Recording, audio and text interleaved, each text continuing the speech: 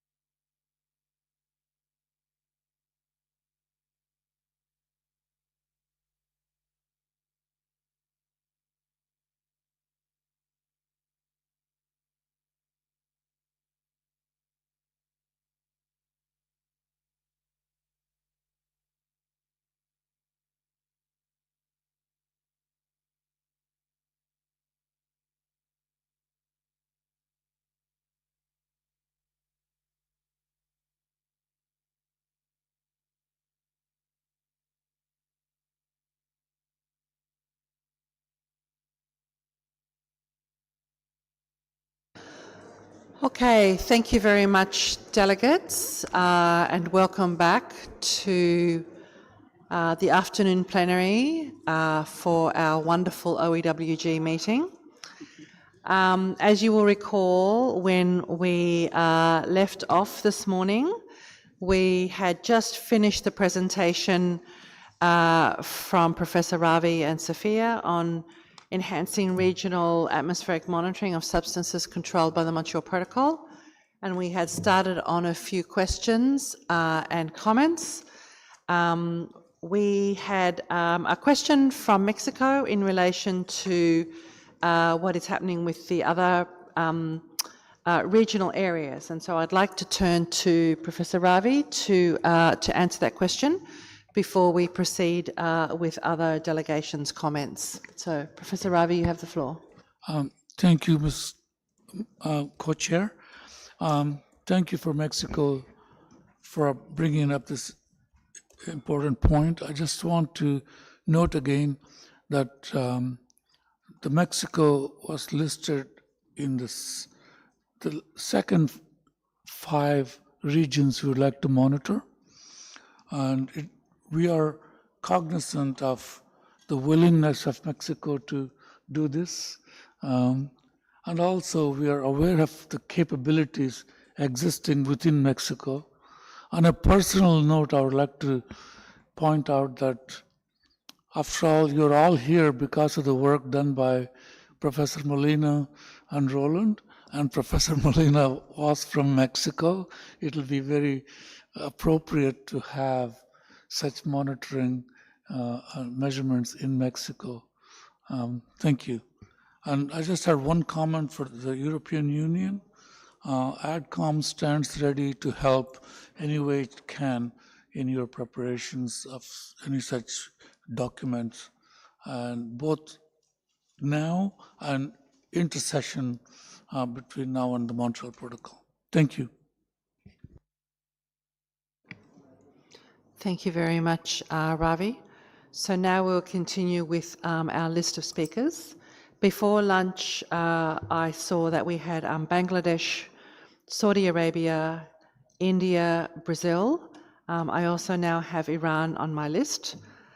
So I'll take them in the order that they were before lunch. They've slightly changed on my board, but that's okay. But Bangladesh, you have the floor. Thank you, Madam Co-Chair. Bangladesh appreciates the efforts of Secretariat, the Advisory Committee and the WMO in advancing the implementation of Decision 37/1 on enhancing regional atmospheric monitoring of substance controlled by the Montreal Protocol. Bangladesh recognizes the importance of strengthening atmospheric monitoring to improve scientific understanding and support the effective implementation of the Montreal Protocol and the Kigali Amendment. Bangladesh also notes that our country previously supported atmospheric monitoring activities at Vola Island, one of the islands in Bangladesh, contributing to regional monitoring efforts. We therefore appreciate the progress made in identifying priority regions and engaging the potential host countries. In this regard, Bangladesh should appreciate clarification on 2 points. The first one, could the Secretariat explain the criteria used to identify the 4 priority countries for informal consultation and whether previous atmospheric monitoring experience, such as Bangladesh activities in Bhola Island, was taken into consideration during the selection process. And the second one is, does the Secretariat envisage opportunities for additional Article 5 parties with relevant monitoring experience to participate in future phases of the initiatives? Thank you all. Thank you very much, Bangladesh. We'll just see if there are any more questions, and then we will turn to the Secretariat and Ravi. Next on my list, I have Saudi Arabia. You have the floor.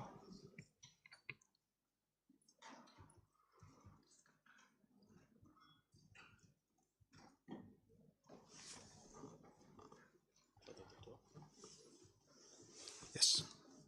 شكرا سعادة الرئيس. Thank you, Madam Co-Chair. The Kingdom of Saudi Arabia would like to thank the Ozone Secretariat and TIEP for their presentation on the enhancement of enhancing regional atmospheric monitoring substances according to the decision included. We take note of the potential sites for the establishment of regional monitoring stations. We reaffirm the fact that including any region or country in the potential list of regions does not mean that we agree in advance to the establishment of such stations. This contribution should be on a voluntary basis based on consultations with the concerned states and provided that the authorities concerned can authorize that, and based on the commitment of relevant institutions to finance this kind of project, because this requires long-term commitment, long-term efforts, maintenance, technical capacities, providing precise data, governance, as well as continued institutional coordination. We take note of the continuation of consultation, technical consultation on the enhancing regional atmospheric, but notes that this should respect national circumstances, and so no site can be recommended without consultation with the concerned state or region. Thank you. Thank you very much, Saudi Arabia. I am sure your points are well noted by the Advisory Committee and by the Secretariat. Next on my list, I had India. India, do you still wish to take the floor? Thank you. You have the floor. Thank you, Madam Co-Chair. We thank the Ozone Secretariat, the Advisory Committee of the Vienna Convention General Trust Fund, and the Multilateral Fund Secretariat for their rigorous preparatory work. We welcome the progress made by the 98th Executive Committee towards establishing a dedicated pilot project funding window, along with guidelines for preparation and implementation of pilot projects to enhance regional atmospheric monitoring of controlled substances. Madam Co-Chair, to ensure the sustainability and success of this framework, it is important that site selection, technical evaluation, and the physical establishment of any monitoring station must proceed strictly on a voluntary basis, requiring the explicit, formal, written consent of the host country's government. Secondly, we must establish clear, non-punitive protocols regarding data governance. All raw and validated data generated by monitoring stations hosted in Article 5 parties must be shared with the respective national ozone units first. The Regional Atmospheric Monitoring Network must function strictly as a supportive instrument for local scientific capacity building and domestic policy formulation, and not as an external compliance policing or enforcement mechanism. Finally, the upcoming 2027 to 2029 MLF replenishment should explicitly integrate this initiative as a funded additionality, because Atmospheric monitoring goes beyond standard compliance obligations. Its sustainability depends entirely on dedicated funding. We look forward to participating in further discussions on the matter. Thank you, Madam Co-Chair. Thank you very much, India. I note that I actually didn't even turn off my microphone. I'm so sorry for that, if that was disconcerting for you. I'm sure your points are well noted. I now turn the floor to Brazil. You have the floor. Thank you, Co-Chair. This time I will not be as brief. We appreciate the Ozone Secretariat and the Advisory Committee for the presentation. We note once again with interest that Brazil has been identified as one of the suitable locations for enhancing regional atmospheric monitoring. As mentioned, we are interested in further exploring the possibility of establishing a site within our territory. We highlight that it's important not only to have financial support for the establishment of the monitoring sites, but also to ensure their long-term viability. We would appreciate further clarification regarding the expected timeline for the availability of funding, as well as how the funding under discussions here relates to and this differs from the funding window for pilot projects agreed by the Executive Committee of the Multilateral Fund. For example, could the funding include building a tower or other necessary infrastructure? We appreciate the development of the online tool and look forward to testing it. We also welcome the opportunity to provide comments and suggestions to the Secretariat, and we remain open to further engaging with the Advisory Committee and with other parties about this matter. Thank you. Thank you very much, Brazil. A little longer, but still welcome. I turn now to Iran. You have the floor. Yes, Iran. Thank you, Madam Co-Chair, and also thanks for the excellent presentation and new information provided on site selection of atmospheric monitoring in different continents. My comment is a very general comment on the agenda, I think. Sir, as you mentioned, that it would be a flask sampling and the coverage area would be within the 500 and also 1,000 kilometers. As much as possible, but I think the coverage side is very vast, then it may cross the different countries. Therefore, the approval should be received from covered countries too, not only the host country is enough, I think. I'm wondering whether the Secretariat considers important issue now, because if it is later, then the project maybe will be delayed very much. Thank you. Thank you very much, Iran. On my list now, I have Canada, Kenya, United States of America, China, and Australia. There have been a couple of questions come in. Perhaps I can turn to Ravi and Sophia to answer the questions from Bangladesh, Brazil, and Iran. Thank you.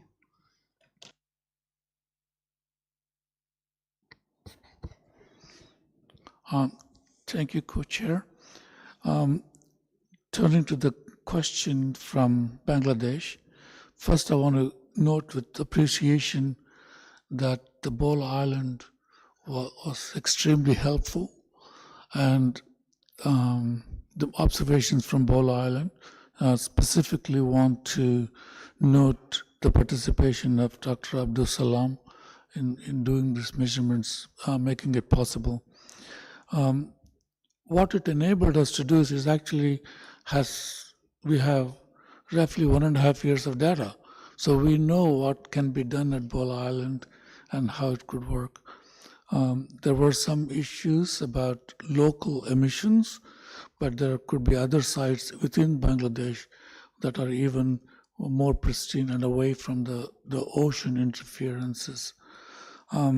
So in that sense, the Bangladesh site has already gone through the first phase of kind of looking at the suitability of the site. I hope that answers your question.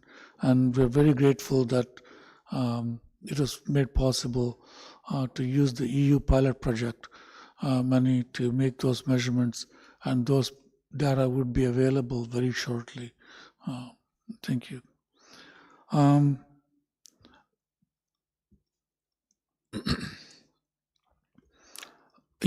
apologize if our presentation came across as though this is the predetermined sites and this is what the country should do. It is very clearly noted. We noted it in the last presentation. It's completely voluntary.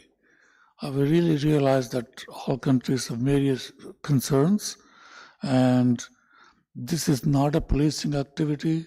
This is an activity to quantify the emissions as best as we can, so we know that the Montreal Protocol is on track. I know that there are differences between bottom-up and top-down inventories, and those issues are going to keep coming up. In terms of the question from Brazil, thank you for your interest in doing this. The specific question you asked, would the cost of a tower be included? Yes or no? We'd like to kind of figure out what is the optimal thing that could be done. When you go and look at the costing tool that is available, you'll actually be able to break it down and see what the costs are. So we realize that costs for some may not have to be used, and so it could be available for other things. So you can play with those costing tools to figure out how does it work. And the European Union funded money is slated to set up at a minimum 3 stations, and that means it can be 3 or more depending on how much resources are needed and how much does it go. That also brings up the question of sustainability for both the question from India and from Brazil. That's a very important thing, and essentially once we know that a site is suitable, we would like to sustain it as long as possible. And MLF is here, and they could maybe speak to that. MLF, I believe, the certain amount of resources have been targeted towards topping up and continuing such measurements. And I'm looking to MLF if they want to add something about this point. Or did I cover it? Okay, the MLF is saying I covered it. In other words, that money is there to top up what the European Union funding would be starting. Regarding the comment and a question, sort of a question from Iran, we fully understand the atmosphere doesn't seem to care about geographical boundaries. Atmosphere does what it does. So we realize that if you sample in one place, we could be going across countries. So that's actually a very interesting question. If the regional countries would like to come together and make a decision on something like that. This is only my personal point of view. I haven't talked to the ADCOM about it or to the Ozone Secretariat, but as a scientist, I would think that that should be a good possible approach for you all to consider. And the 500 and 1,000 kilometers, just to make sure we're on the same page, those are kind of approximate numbers. Depending on exactly where is blowing the prevailing winds, it could be a little longer, it could be a little shorter, and depending on exactly when you interrogate that air sample. So take it as a rough guide as to what kind of regions you're thinking about. I hope that answers your question. Thank you. Thank you very much, Ravi. I'll now return to the list I have in front of me. If delegates would like to also suggest some ways forward on how we might proceed with this agenda item, that would be helpful. We have the potential for some informal groups or margins discussions or further consultations at the MOP. So there are a few different ways forward that we're contemplating at the moment, and your suggestions would be helpful. I now turn the floor to Canada. You have the floor. Thank you, Madam Co-Chair, and as other delegates, I also want to appreciate the presentations by the Ozone Secretariat and Ravi from the Scientific Advisory Committee, which have been very helpful in providing us with an update of where we are with the work on regional atmospheric monitoring. I think it's useful just to quickly take a step back and realize the progress that has been made over the past couple of years. We have an advisory committee that's undertaken analyses, identified regions, and even now has approached governments.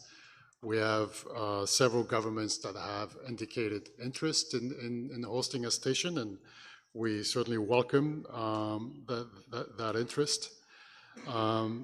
We have an update also from the European Union about their contributions of, I think, 4.5 million euros that should be coming, fairly soon. And most important, I think that at the last meeting of the executive committee, there was a decision to create a funding window to support the work on atmospheric monitoring, specifically $9.25 million to support the preparation and implementation of 3 projects in regions identified by the advisory committee, and an additional $1.8 million for the continued operations of 3 more stations that may be established through the meeting of the parties. And I think the implication there is that they may be established with funding from the European Union.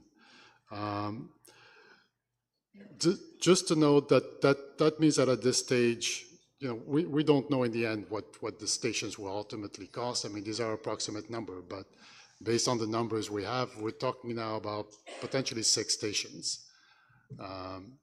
So just I think it's important to keep that in mind because, if we're inviting, more 10 countries to submit proposals, we also have to bear in mind that, we may not have enough funds, at least in the short term, to support actually 10 stations. Right now, it looks more like it would be 6, which would still be quite a significant improvement compared to what we have now, especially if they're strategically located in areas where there are significant gaps.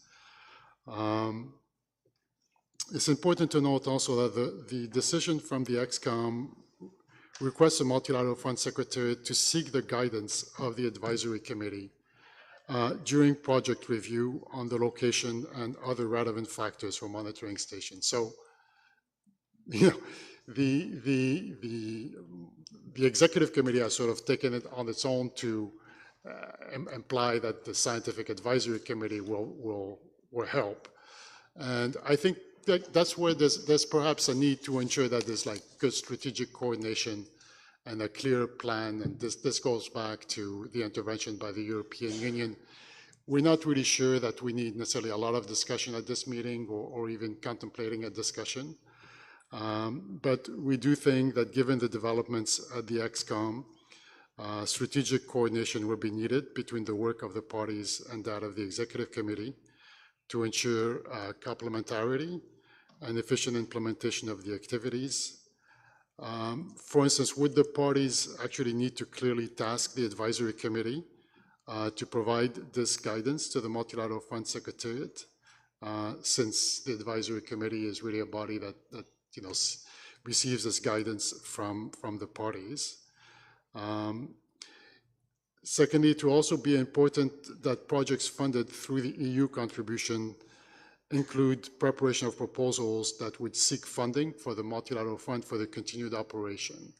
I think because the implication is that, the EU funding may fund the establishment, the capital cost, and possibly some of the operating or incurring costs of these stations. But moving forward, then there would need to be funding from the multilateral fund to sustain those stations, which means proposals would somehow need to be developed and considered by the executive committee. So that's something else to think about of how this process would work.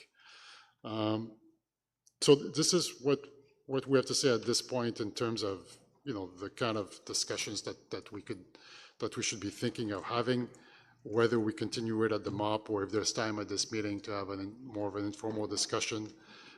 We leave it up to the hands of the co-chairs and also, depending on the preferences of other parties.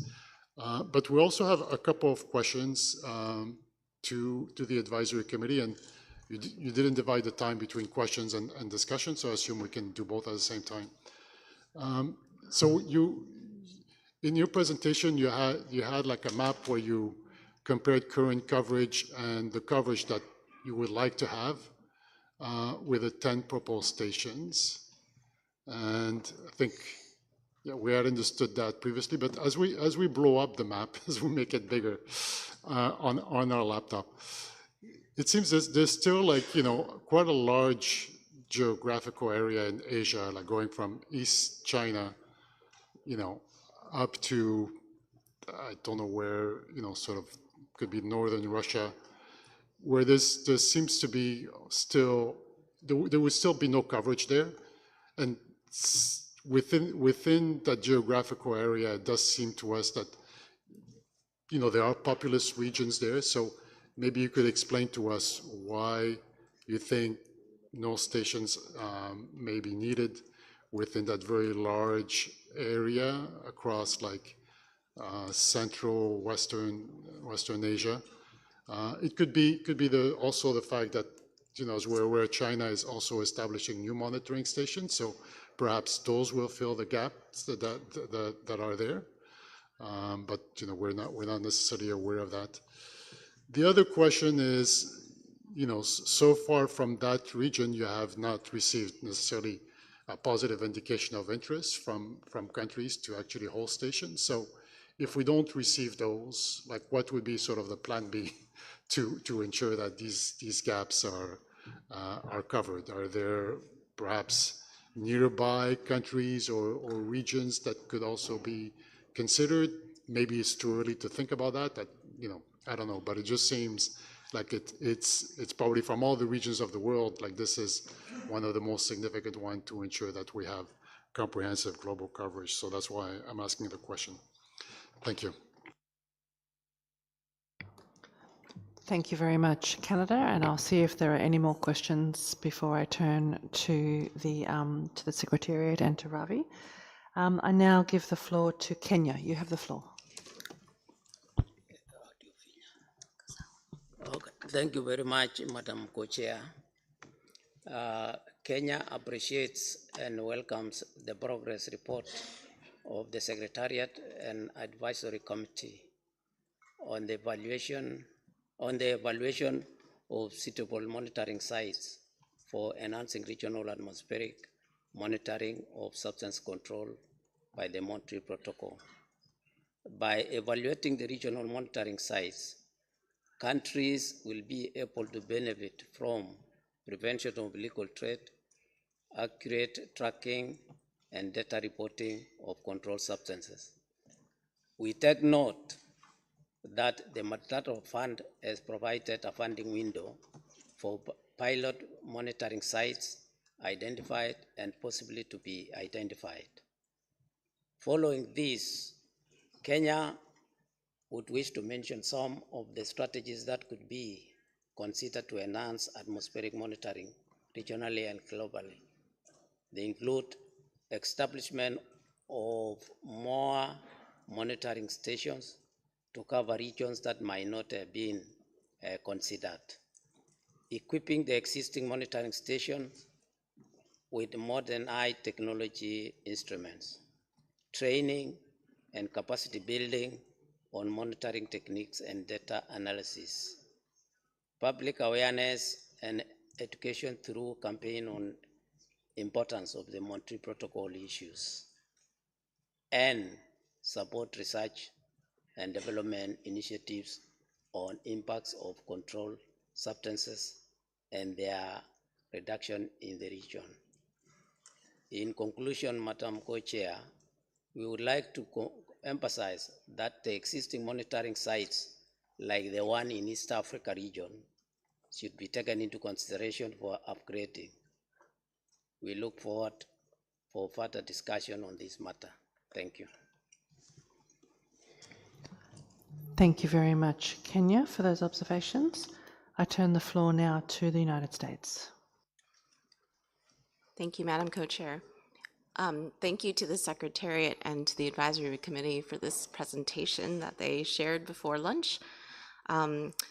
We continue to be supportive of atmospheric monitoring to increase our understanding of regional emissions and ultimately the global atmospheric abundances of controlled substances. We saw how important it was to have a look into what is happening in our atmosphere back in 2018. So we appreciate the efforts that this body has taken to improve atmospheric monitoring globally. And so we're pleased to see that there's interest from 3 different parties to establish monitoring stations. And we also thank the distinguished delegate from the EU for sharing the good news that the grant is moving forward, and there will be hopefully money in place soon to establish monitoring stations under that funding mechanism as well. So we were very pleased last month that the Executive Committee agreed on a funding window to establish 3 pilot project stations. So with these 2 funding streams now available, as other delegates have mentioned, we do see how it would be useful to clarify the differences between these 2 funding mechanisms and the responsibilities of the advisory committee and those who are reviewing the projects. So we do look forward to engaging with the EU on any draft CRP that they are putting together. Our understanding is that they're still developing this, so it's not ready to discuss at this meeting. So in light of Madam Co-Chair's question about how to move forward on this, in our view, we think, we would look forward to discussing this issue further at MOB. Thanks. Thank you very much, United States, for that clear proposal. I give the floor now to China. You have the floor.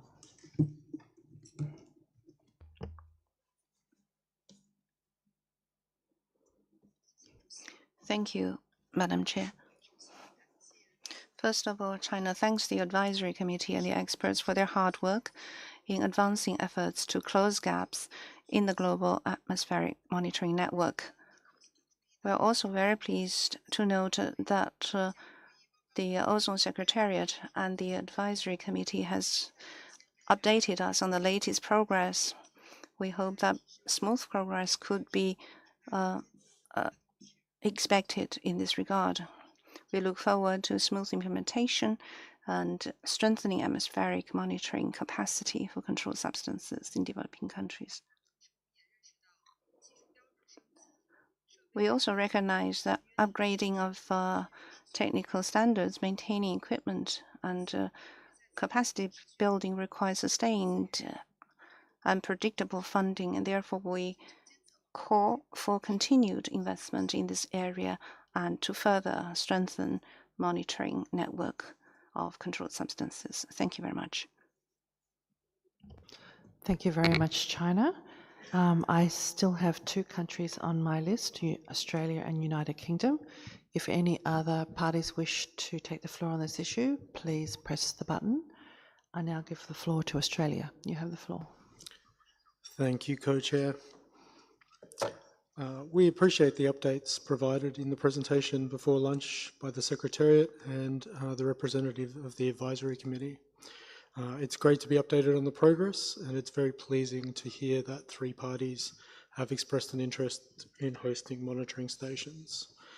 We have a couple of questions for the Advisory Committee and the Secretariat.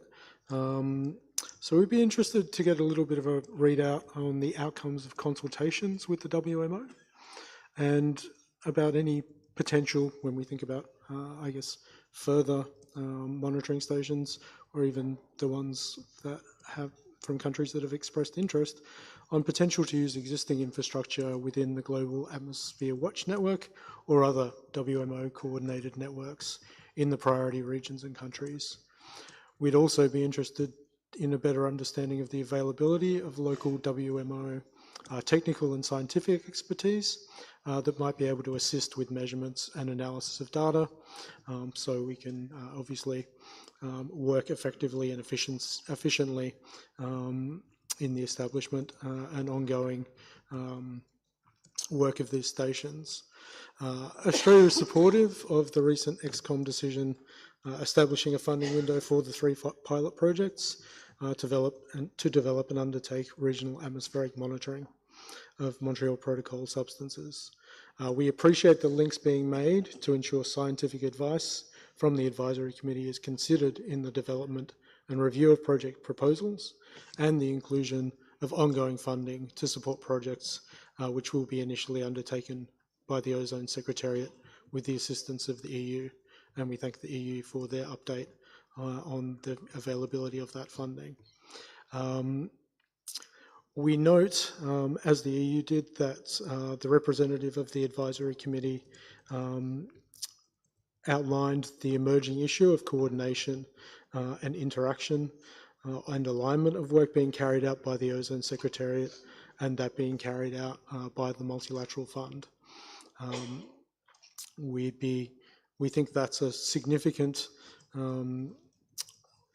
area of kind of intersection and potentially an area in which there needs to be kind of more clarity about how those two bodies and funding proposals, approaches work together. We are keen to see more progress and to consider what action is needed by parties to support this work. We note the proposal by the EU on the development of a draft CRP, and we're happy to participate in any discussions, including potentially informally at this meeting, that might help inform that CRP. Thank you. Thank you very much, Australia. And I note another couple of questions to Ravi. And then finally on my list, I have United Kingdom. You have the floor. Thank you, Co-Chair, and thank you to the Advisory Committee for its excellent work and for the presentation. We'll try to keep our remarks brief. So we strongly support expanding the network of regional atmospheric monitoring stations, and we're pleased to see the progress being made by the Advisory Committee on this. We know that the Advisory Committee brings together a wealth of expertise in this field. So one question from us is, could the committee say a little bit more about how it engages with the wider scientific community when conducting its work? And to respond to your question, Co-Chair, on a way forward, similar to the United States, we would welcome further discussion on this item at MOP, noting the EU flagged that they are considering tabling a CRP for MOP, which we look forward to engaging on. Thanks. Thank you very much, UK. So we do have some questions from Canada, from Australia, and then a last question from the UK. Perhaps they are, I think probably some to Ravi and maybe one to Sophia. So I'll leave it to you to answer the questions. Thank you.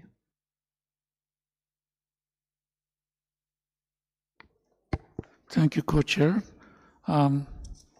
Thank you, Canada, for your intervention and your questions. You asked two specific questions. Can we explain the existing versus the 10 stations in terms of what it covers geographically? I just would like to point out that in addition to geography, we also took into consideration where and how much emissions are likely to come. So in other words, it's a little bit more than a two-dimensional issue. That are superimposed on that is where are the emissions going to be. Ideally, we would like to have coverage across the globe, but it's a question of prioritization, and that's how we came up with it.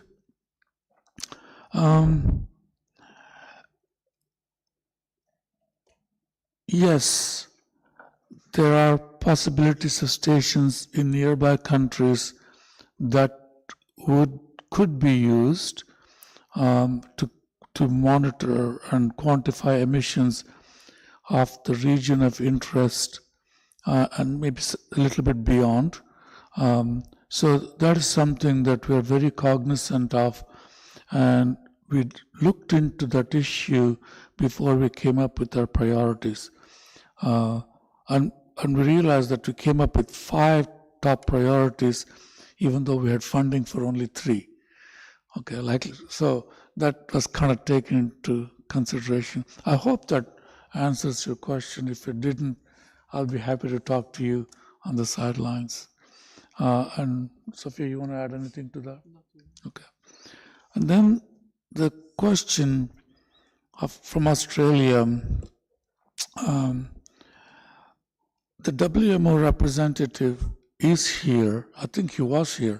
I saw him this morning.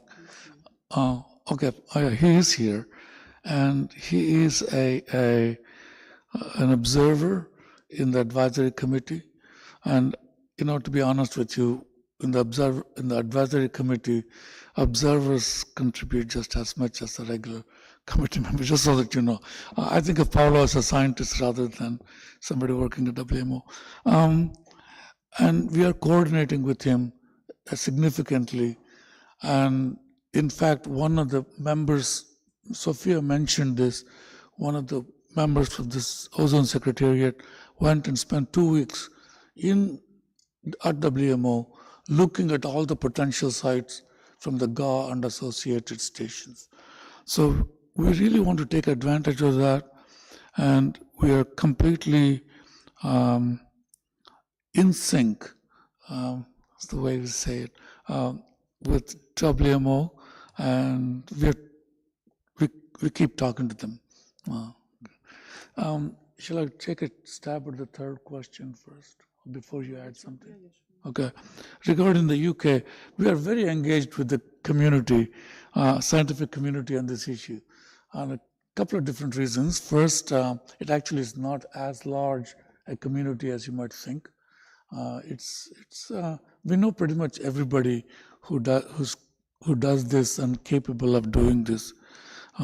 Thanks to the quadrennial ozone assessment, all these scientists can come to it and contribute to it. So we are very plugged in with the community. So for example, the samples collected at Bola Island are actually analyzed at University of Bristol. And some of the Aussies that I showed you were done by Alistair Manning, also of UK, and Luke Western of MIT. So this is a pretty tight-knit scientific community who kind of interact quite well. And we have many forums to meet in addition to the Montreal Protocol meetings, many scientific discussions that go on. Sophia, I'm turning over to you. Thank you. Yeah, thank you, Ravi. I just wanted to add a few points which you touched upon earlier regarding the interventions by the distinguished delegates of India and Saudi Arabia. I just wanted to clarify that the proposed sites, and especially including the prioritized sites, they were based purely on scientific considerations, on the strength of emissions, on scientific analysis. We call them OCs. That means which show how capable these sites are to detect regional emissions, but also on available infrastructure and expertise. So there were no political consideration, of course, in these considerations, but there is nothing that can be done without permission from the local governments. We cannot proceed with doing anything about that. This is just only scientific information that we provided to the parties. So, yeah. I'm sorry, I forgot to say something. Thank you, China, for your comments. We did note, it is kind of rapid. China is setting up a lot of stations around China, so that actually answers one of the questions from Canada. So that region, we are kind of assuming is kind of taken care of. But in addition to China establishing the stations, they are also setting up a calibration facility and will be interested or trying to do some in other places. So we're coordinating with the scientists in China towards that issue. So I just want to make sure that we're very grateful to what China has done and it is continuing to do. And thank you. And I would like also to add that in responding to a question by the distinguished delegate of Australia regarding our cooperation with WMO. Actually, WMO, we have been cooperating with them for many, many years, but that was in connection with the implementation of projects on ozone and UV monitoring. And we have an excellent cooperation on that, and they are responsible actually for the implementation of those projects. We just give them the money and then they carry out the work. But of course, when it comes to monitoring substances, we know that they have the scientific advisory committees. They have a scientific advisory committee on greenhouse gases, which we try to piggyback on and or to liaise with. But we will need to discuss a little bit further in order to streamline really and define much better our cooperative work on this issue. So some more work is needed there. Thank you. Thank you very much, Sophia and Ravi, for those answers, and thank you to delegates for your observations and your questions. I think on the proposed way forward, I did not hear a burning desire to sit down and have a contact group at this meeting. So, and in light of the proposed CRP, which the EU has suggested it was looking to develop, and the fact that a number of countries have expressed interest in working with the EU on a CRP before the MOP, I propose that margins discussions between interested parties and Ravi and Sophia continue at this meeting, and that parties consult intercessionally on development of a CRP, and that we revisit this issue at the meeting of parties in October this year. Is that way forward acceptable to the parties? I don't see anyone wishing to take the floor, so I assume that is acceptable. Thank you very much, parties and colleagues. Just before we close this particular session, I would like to draw your attention again to the online tool developed by the Secretariat for estimating the costs of establishing and operating a monitoring station. The link was shared with you during the Secretariat's presentation and is once again on the screen, and you'll find this presentation on the Secretariat's portal. So please take time to test the tool and send your comments to the Secretariat by the end of August so they can finalise the tool before MOP 38. With that, I close the agenda item for this meeting on the understanding that we come back to it at the meeting of parties. Thank you very much, delegates, and I now turn to my colleague for the next agenda item. Thank you. Thank you very much, Annie. I now invite parties to consider agenda item 7 on further strengthening of Montreal Protocol institutions.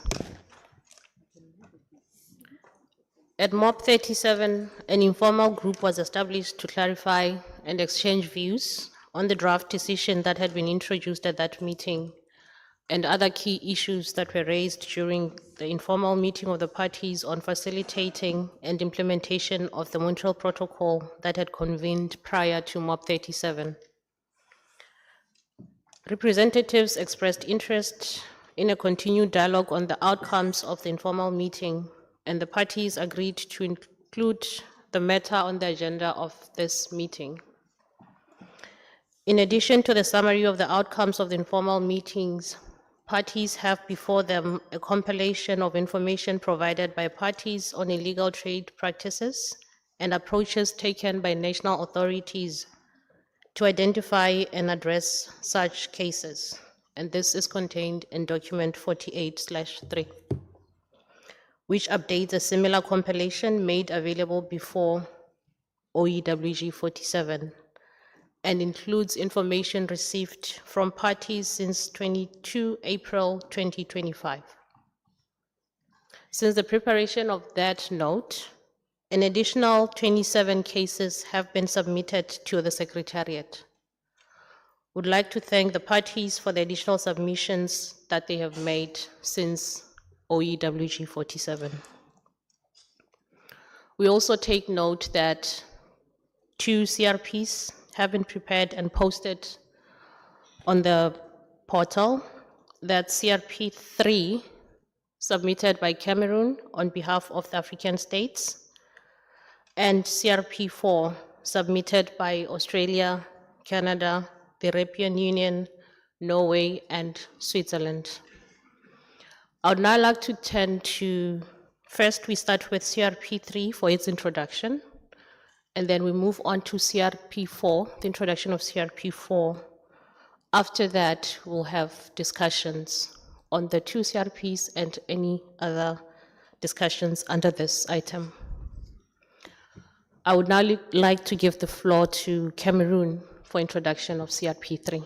Cameroon, you have the floor.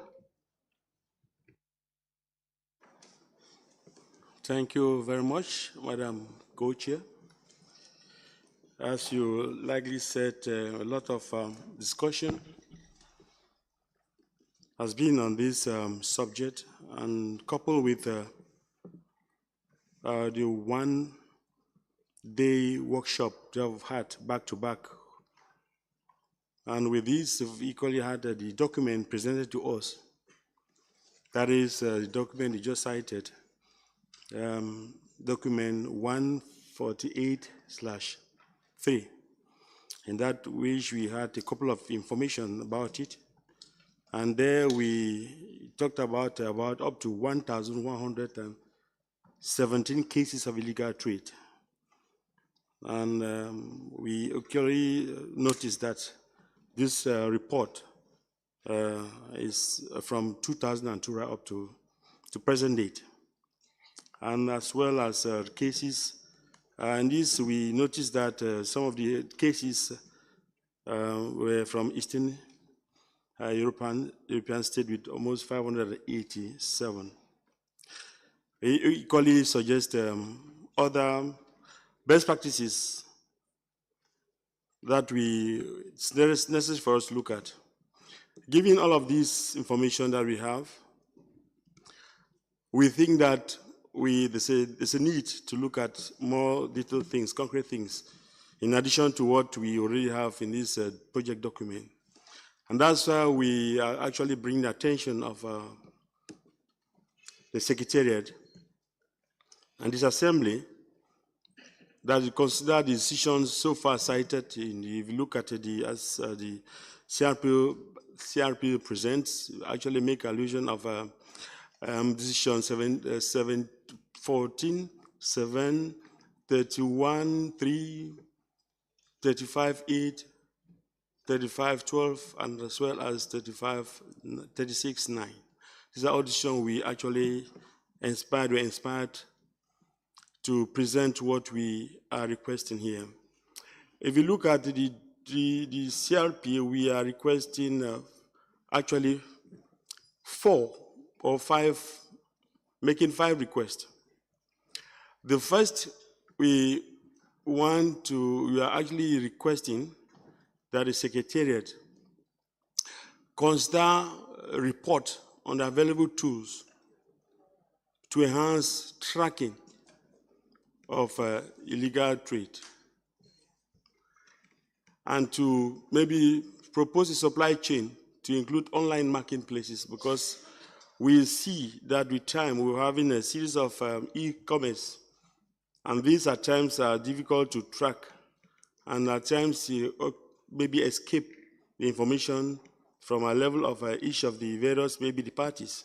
So how do we track them? So we request in the Secretariat to consider this issue and propose a tool for us. We are the second part of the request. We equally requesting the Ozone Secretariat to propose a standard operating procedure. What we mean here is that for us to have a maybe illegal trade so far, we haven't active 5 party. We can, if it's a procedure, we can propose that each time we know we have peak, but what do we know, how do we, as that become a bit kind of obligatory, that helps country now to have information and easy for editing or auditing. The third one, we actually requesting the Secretariat in considering Article 4B of the Montreal Protocol that propose a checklist for a licensing system. What we mean here is that if you have a licensing system, what are the elements, feature elements you can easily see for a licensing system? That's what we want now. We request the Secretariat to maybe propose something like that. Any license system anywhere, you should have the same formula or same approach. The fourth here, we actually requesting that this license system maybe propose maybe a software that can maybe permit the officers to work easily, so that you go into information, you can kind of harmonize the information from the various call it platforms, and it will be much more easier for somebody to come into any of the the system to extract what information he wants to, and this is going to permit maybe help us to reduce call it illegal trade as well and other practices. And the last one, we are saying that in order to do all of this, we want maybe expertise from the Montreal the Secretariat, the Multilateral Fund, as well as the CAP, without forgetting the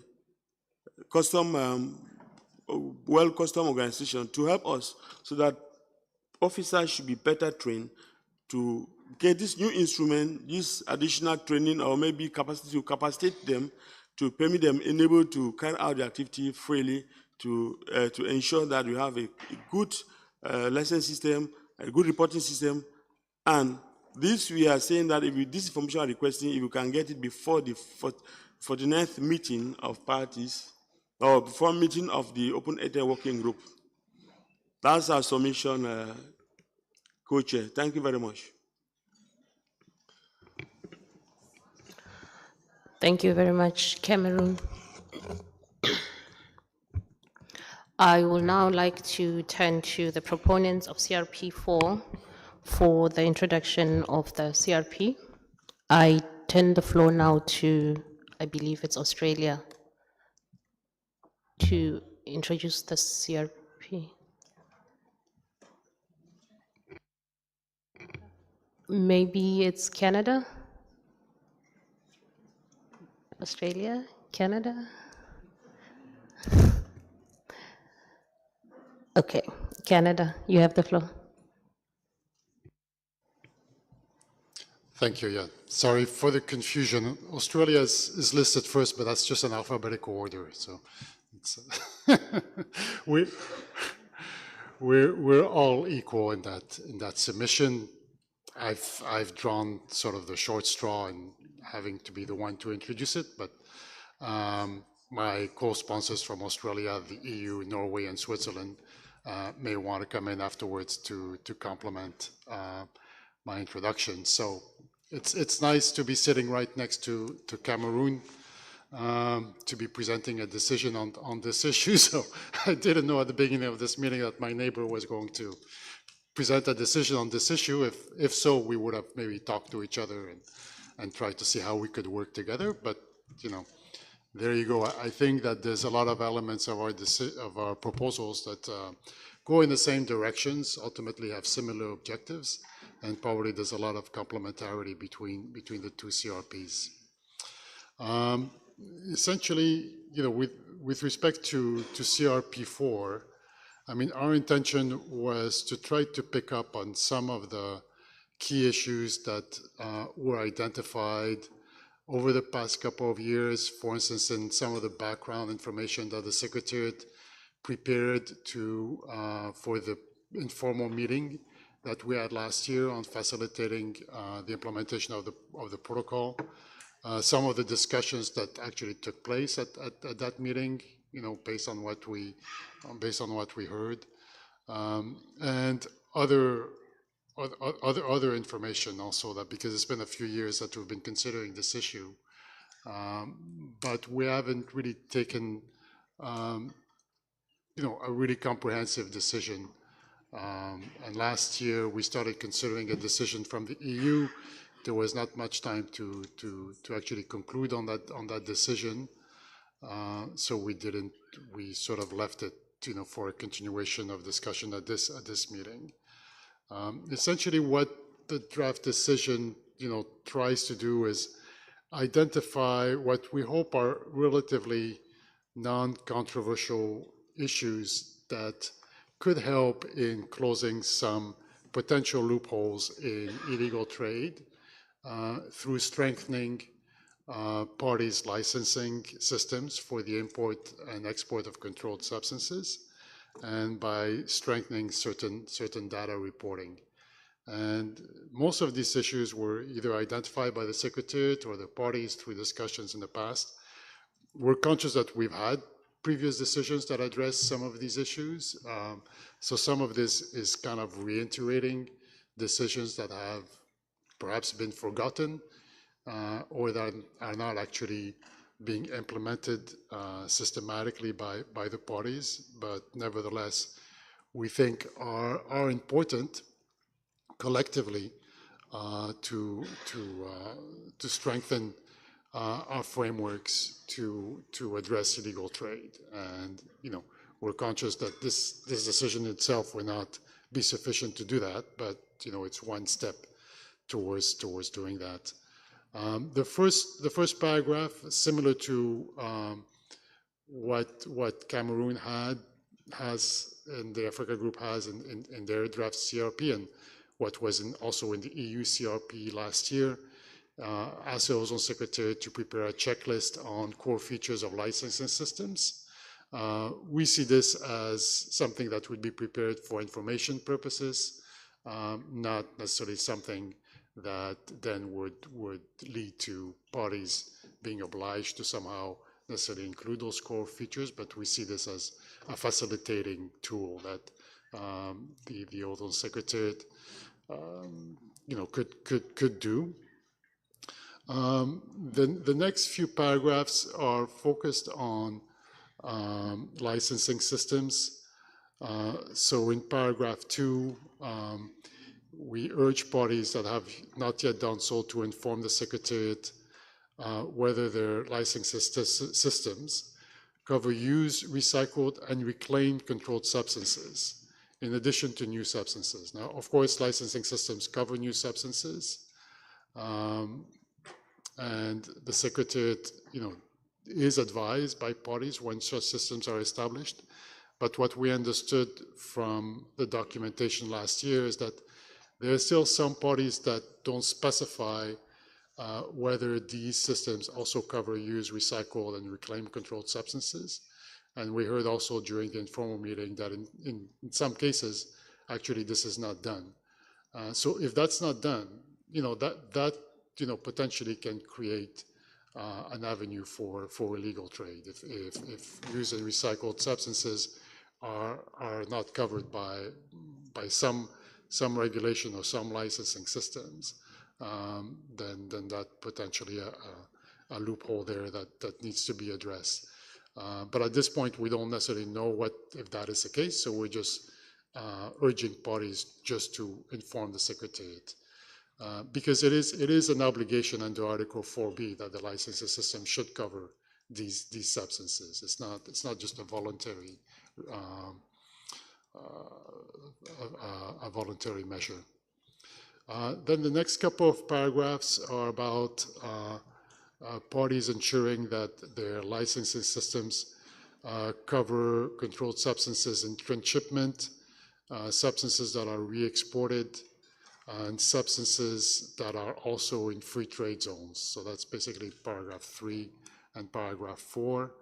I won't go into the details specifically of what he asked there, but that's basically what is being covered, because again, these are potentially areas where the coverage, we understand, is not always comprehensive, and therefore could create avenues for illegal trade to take place. Then paragraph 5 encourages the NOUs and customs officers to share data to better track and monitor imports of controlled substances. Paragraph 6 is about encouraging parties to strengthen verification practices for imports and exports, and when feasible, consider the establishment of automated systems and standardized procedures. This is also something that was, I think, suggested in one of the Secretariat's background documents on this issue. A practice that they have observed that some parties have, and we certainly don't think that it should be mandatory. It's not something required by the protocol, but so this is really just an encouragement for parties to consider this. We also want to have something reminding Article 5 parties that the UNEP Compliance Assistance Program is there to help them in the design and implementation of their national licensing systems. The next few paragraphs then, or the rest of the paragraphs, are more about strengthening data reporting. So paragraph 8 is about parties reporting the sources of imports of controlled substances. I think there may be a little bit of an error in the drafting there. So it should be the sources of imports of controlled substances, and to continue reporting on the destination of exports of such substances. Because I think that, the Ozone Secretariat had pointed out that, there are differences sometimes between data reported by one party as imports and another ones by exports. By actually identifying the countries to which substances are exported and the countries that are importing, then it would help to identify, to resolve some of these differences. There may be very good reason for these differences, but again, without having, this kind of detailed information, it's very hard to know, in fact, if actually there is a problem, going on between imports and exports not actually matching. So this is something that we already have decisions on, but the reporting of the sources of imports is voluntary and not done by many parties. So we think that, it should be done. We reflect also in the preamble the decisions that relate to this issue. So that could be referred to by parties. Paragraph 9 encourages parties to use the online reporting system for data reported under Article 7. Paragraph 10 requests the Ozone Secretariat to make information available on parties that didn't report data required under Article 7 by the deadline of 30th of September. And the final paragraph is about the Ozone Secretariat and the Fund Secretariat consulting each other on possible options to have a coordinated options to data reporting, because we have heard quite a number of times in the Executive Committee of the Multilateral Fund that for Article 5 parties, it can be sometimes a little bit of an extra burden to be reporting the same data to two different institutions. Perhaps that's the way it's got to be, because these institutions have different roles and deal with different issues. But perhaps there are ways in which this could be coordinated to help, have more mainstream, efficient reporting from Article 5 parties, so that they can focus also more on other issues. So that's essentially, the decisions, and the CRP, the preamble. We tried to be comprehensive in recalling all the different decisions that relate to these issues that have been identified. But it's quite possible that we have forgotten some of them. I mean, as we were looking back, we realized that the parties really have taken many decisions on licensing system, data reporting, and illegal trade in the past. So we realize it's certainly not a new issue, but we think that given the emphasis that we've had on this issue over the past couple of years, and the fruitful discussion we had at the informal meeting last year, it would be important that all this culminates towards some kind of tangible outcome. So hopefully between this CRP and the CRP proposed by the Africa Group, the parties can have quite a comprehensive outcome on this issue this year. Thank you. Thank you very much, Canada, for introduction of the CRP. I will now open the floor for discussions either on the two CRPs that have just been presented or general discussions under this agenda item. The floor is now open for comments, questions, discussions.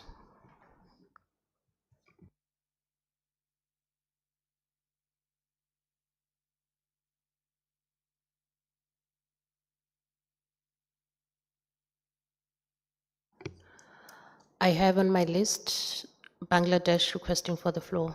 Bangladesh, you have the floor. Thank you, Madam Co-Chair. Bangladesh appreciates the sponsors of both CRP 3 and 4 for their efforts to strengthen licensing systems, enhance customs cooperation, and combat illegal trade in controlled substance. We see these proposals as complementary and support their common objective of strengthening the implementation of the Montreal Protocol. At the same time, we emphasize that any new measures, including reporting requirements, operational procedures or implementation arrangements, should remain voluntary, facilitative, and take into account the national circumstances and capacities of Article 5 parties. Given the limited institutional, technical, and financial capacities of many Article 5 parties, we assume that additional obligations could create a significant implementation burden. We therefore stress that any enhanced activities should be accompanied by adequate technical and financial support through multilateral fund, particularly for digitalization, customs integration, capacity building, and long-term system maintenance. Subject to these considerations, Bangladesh look forward to working constructively with all sponsors to achieve a balanced and practical outcome. Thank you, Madam. Thank you very much, Bangladesh, for your comments. I give the floor now to Vanuatu. Thank you, Madam Co-Chair. Vanuatu thank the proponents of both CRP 3 and CRP 4 for bringing forward practical proposals to strengthen the implementation of the Montreal Protocol. For Vanuatu, an effective licensing system is one of the most important tools for ensuring compliance with the obligations under both the Montreal Protocol and the Kigali Amendment. And as small island developing states with limited enforcement resources, our licensing system serves as the first line of defense against illegal trade, while also enabling us to monitor imports, manage national HFC quotas, and ensure that controlled substances entering the country are consistent with the national legislation. We therefore welcome the emphasis placed on strengthening licensing systems through improved verification practices, closer coordination between NOUs and customs, and greater use of automated and digital systems. We also see value in developing guidance on the core features of the effective licensing systems in strengthening capacity building for Article 5 parties. Drawing from our own experience, integrating licensing systems with customs and national single window platforms has significantly improved monitoring, reduced the risk of exceeding national quotas, and enhanced compliance. We believe that promoting practical, interoperable, and cost-effective licensing solutions will greatly benefit many Article 5 parties as well. We therefore support continuous work in this area and encourage that any guidance, software tools, or standard operating procedures developed remain flexible enough to accommodate different national circumstances, capacities, and existing systems, while providing practical support to parties seeking to strengthen their licensing and enforcement frameworks. Thank you, Madam Co-Chair. Thank you, Vanuatu. On my list, I have China and the United States of America. I'll give the floor now to China. Thank you, Madam Chair.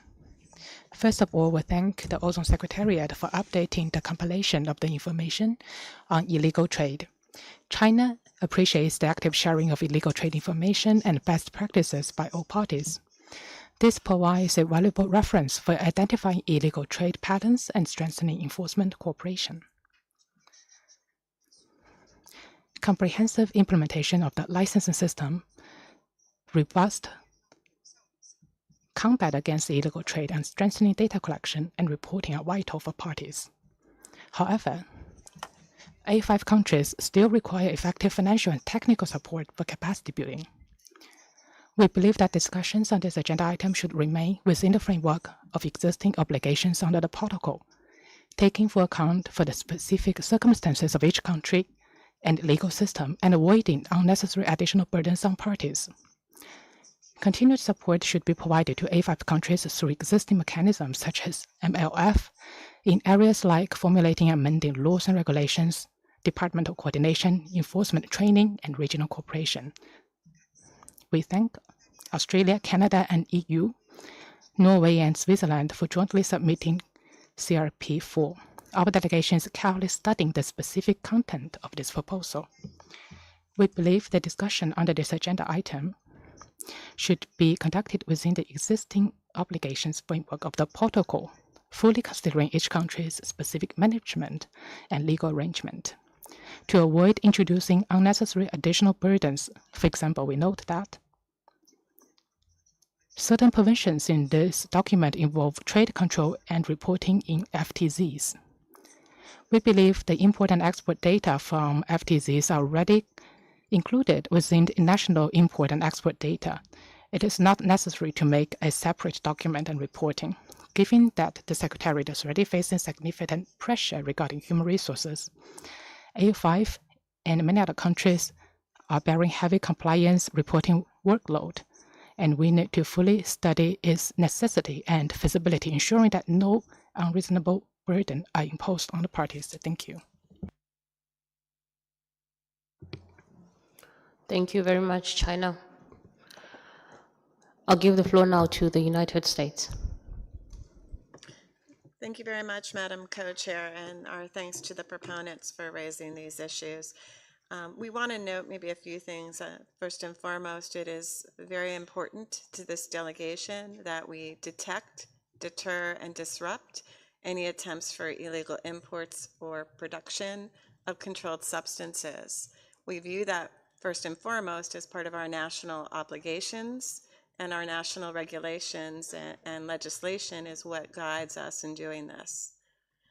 We do believe that it is important for countries to implement the provisions of Article 4B on licensing systems, and in doing so, that they structure their regulations, recognizing their national laws often will differ from one another. There's always going to be differences in how that is accomplished. And with that in mind, we note, and I believe one of the proponents said this as well, the work of UNEP, of Ozone Action, and the regional network has been really to help allow for some customization and thoughtfulness around how those are happening in different parts of the world, and we believe that is appropriate. We also want to appreciate the updates the Secretariat has provided on illegal trade. We provide information regularly to the Secretariat and appreciate that they have provided these compilations so that we can look for patterns or other things that allow us to better target our illegal trade. We also believe it is important for ozone officers to work with customs offices to ensure that we are sharing data as appropriate. With that in mind, and in looking at these two different CRPs, there are many aspects of the CRPs that we think are quite useful and we'd like to discuss with the proponents. There were also elements that gave us perhaps a little bit of pause as to whether or not they are quite suited to the intent or whether or not there may be better ways to think about it. There were a few asks that we saw as expanding the work of the Ozone Secretariat or its functions in ways in which we think that there may already be existing, other existing entities like Ozone Action or others that are already doing that work. So it may be a little duplicative to us. There may be also instances where some of the asks do seem to be outside the scope.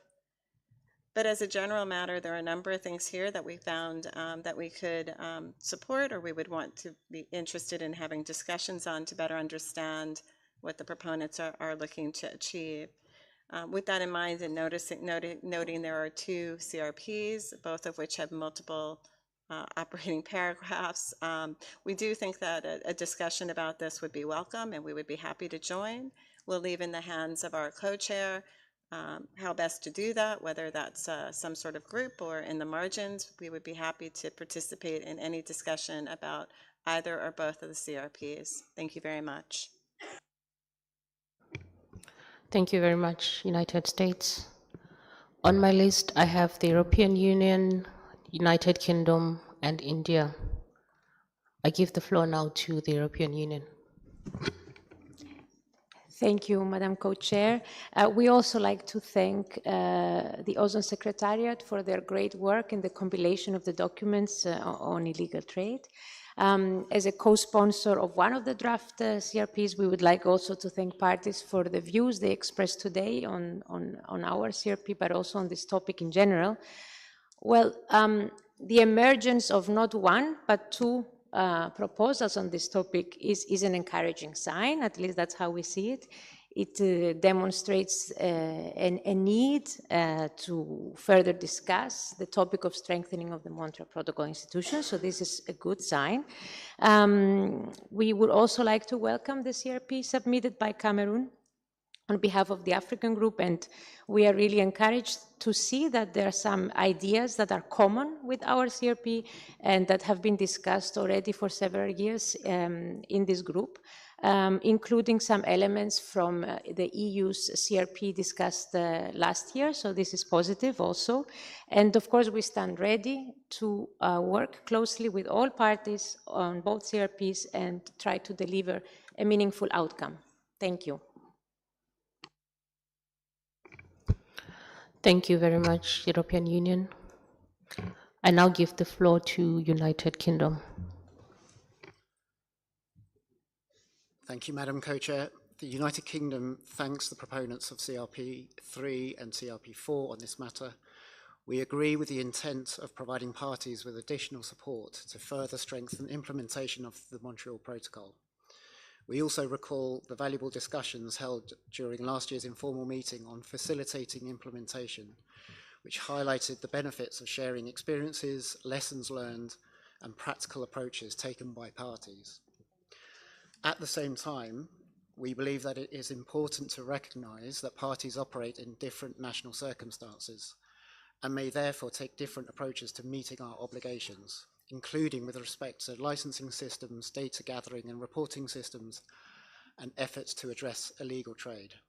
We therefore believe that in providing further support to parties, it will be beneficial to draw on a variety of approaches taken by parties, while retaining the flexibility for a party to implement protocol obligations in a way which is most effective in its national context.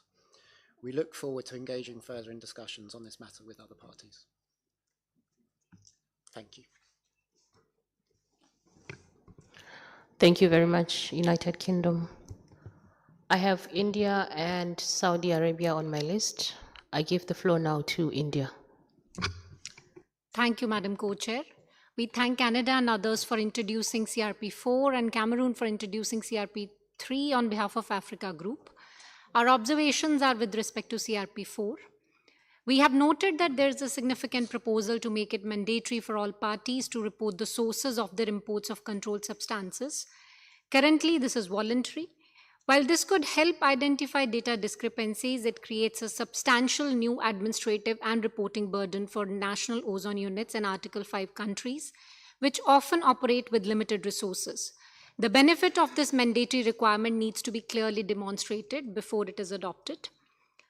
The reporting of import sources should remain voluntary. Article 5 countries should be encouraged and supported through capacity building to improve their data collection, but it should not become a mandatory compliance obligation.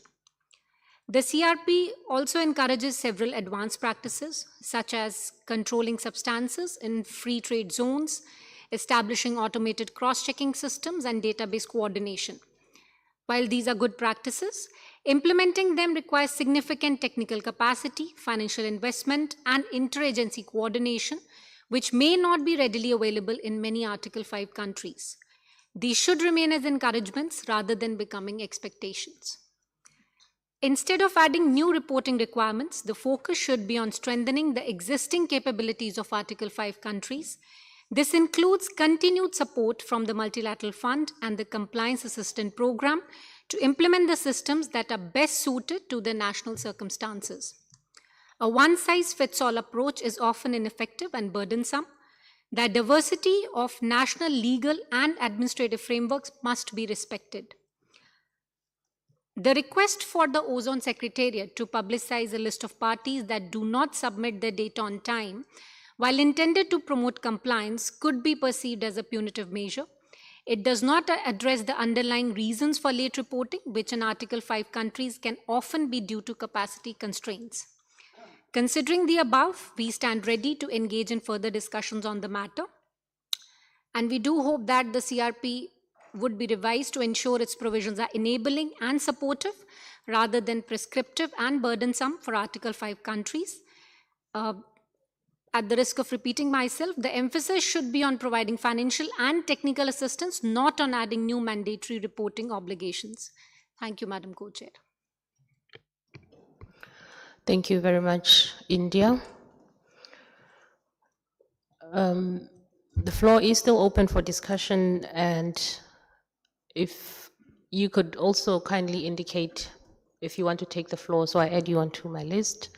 And during the interventions, possible suggestions on the way forward are welcome. I now give the floor to Saudi Arabia, and then after that we'll have Bahrain. Saudi Arabia, you have the floor. Thank you.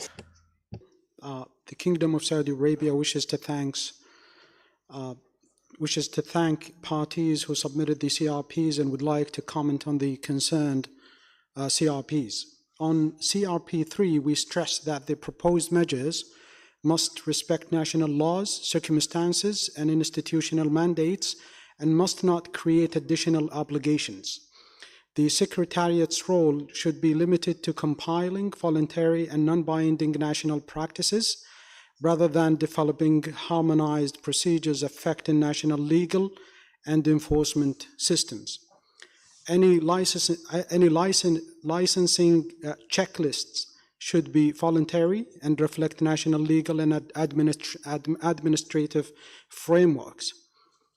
Work on licensing software should be undertaken through the Executive Committee and address cybersecurity, compatibility with existing systems, and national ownership and control of data. Capacity assessment should reflect national circumstances, while the involvement of other international organizations must remain subject to their mandates and available resources. On the CRP4, we stress that the proposed measures must remain within the requirements of Article 4B and 7 and must not create additional reporting or compliance obligations. Any Secretariat compilation or licensing systems should be non-exhaustive, based on national examples, and should not establish criteria for assessing compliance. Information concerning used, recycled, and reclaimed substances, transshipments, re-export, and sources of imports should remain voluntary. We request the deletion of the provision on free trade zones, as neither Article 4B nor Article 7 establishes a separate reporting obligation for such a trade, and the proposal would create a new reporting category without an agreed legal basis or methodology. Data sharing and verification measures should also respect national sovereignty, national circumstances, and available resources. We thank you, co-chairs. Thank you very much, Saudi Arabia. Now I give the floor to Bahrain.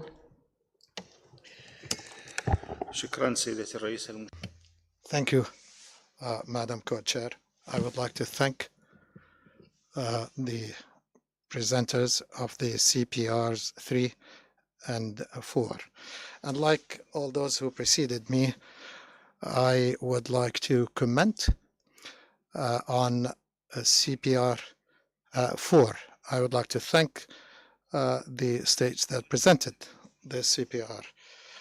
Our delegation fully support the statement by the distinguished delegate of India. And we also support the statement by His Excellency, the representative of the Brotherly Kingdom of Saudi Arabia on CPR 3. As for CPR 4, I think what we are not aware of is that this mandatory aspect, where actually today this whole process is voluntarily.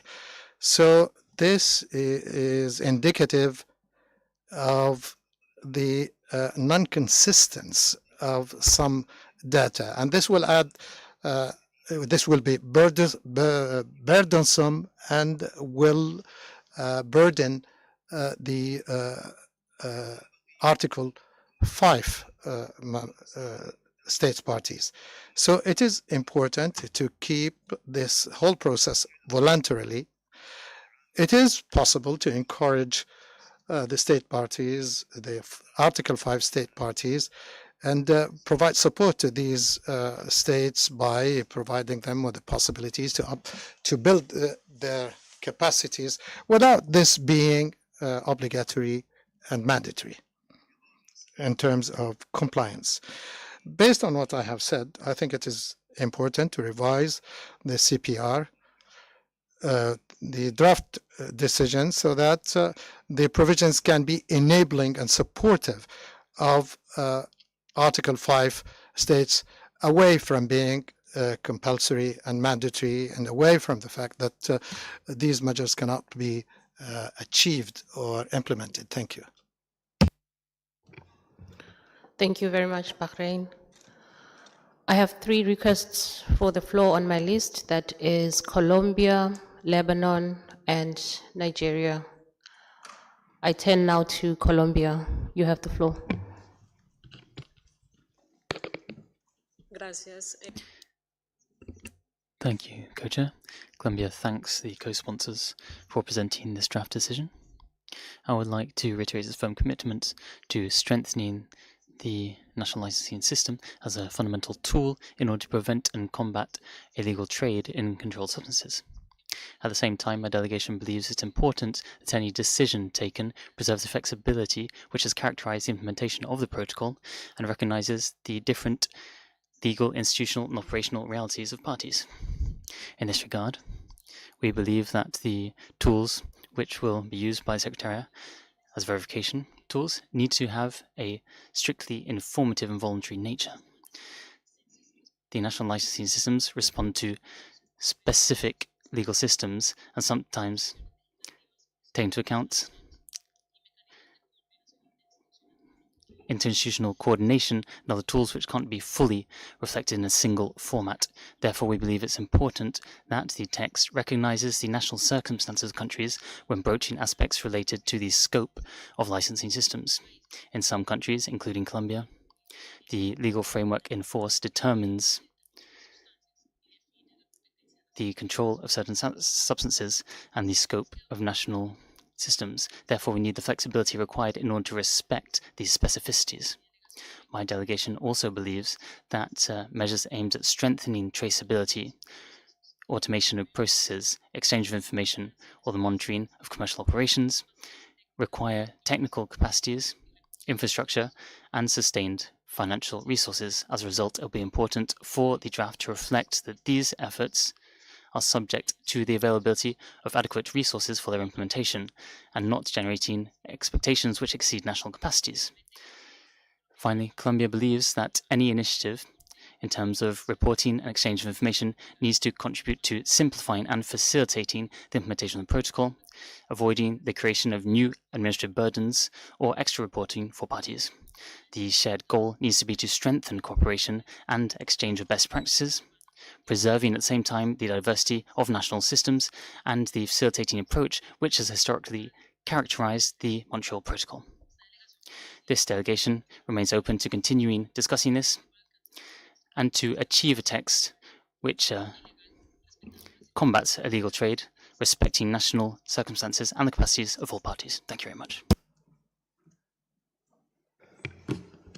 Thank you very much, Colombia.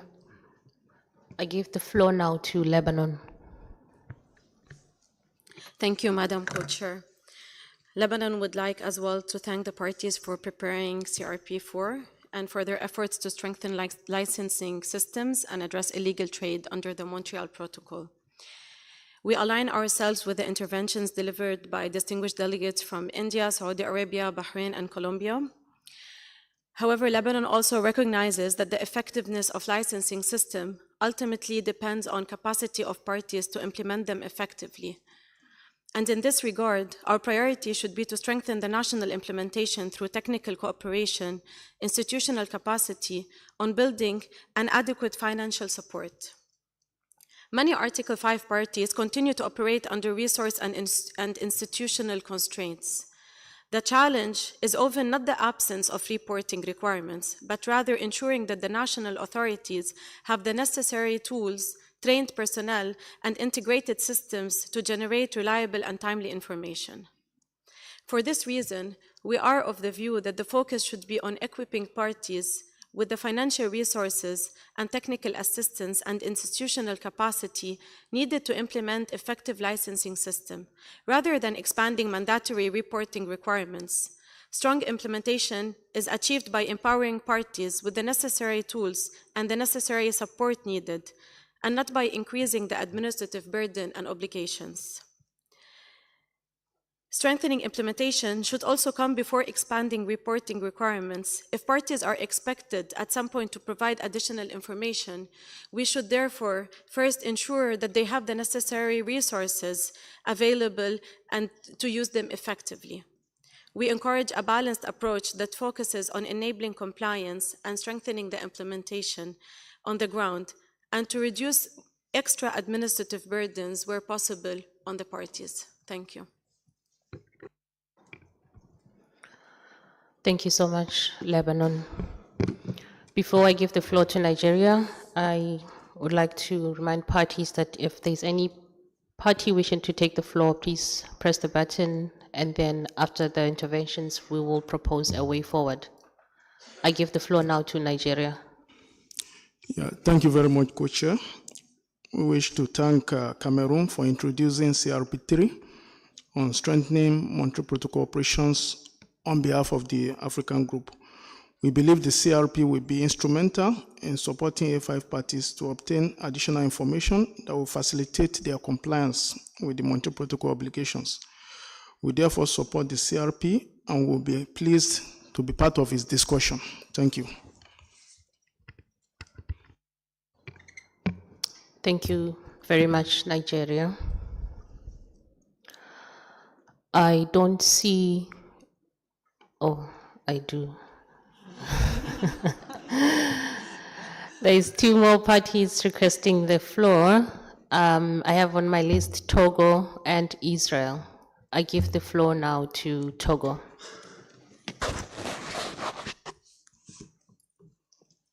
Merci, Madame. Thank you, Co-Chair. Since this is the first time we're taking the floor, we would like to express our deep thanks to the government of Thailand for the warm welcome that they have given us. We would also like to express our sincere thanks to the Ozone Secretariat for the quality of the organization of this meeting. As highlighted by preceding delegations, we would also like to thank the co-sponsors of this CRP and would like to express our support, in particular to CRP3, presented by Cameroon, on strengthening the implementation of the Montreal Protocol. This provides concrete solutions linked to the challenges related to controlled substances, illegal trade, and the improvement of licensing systems.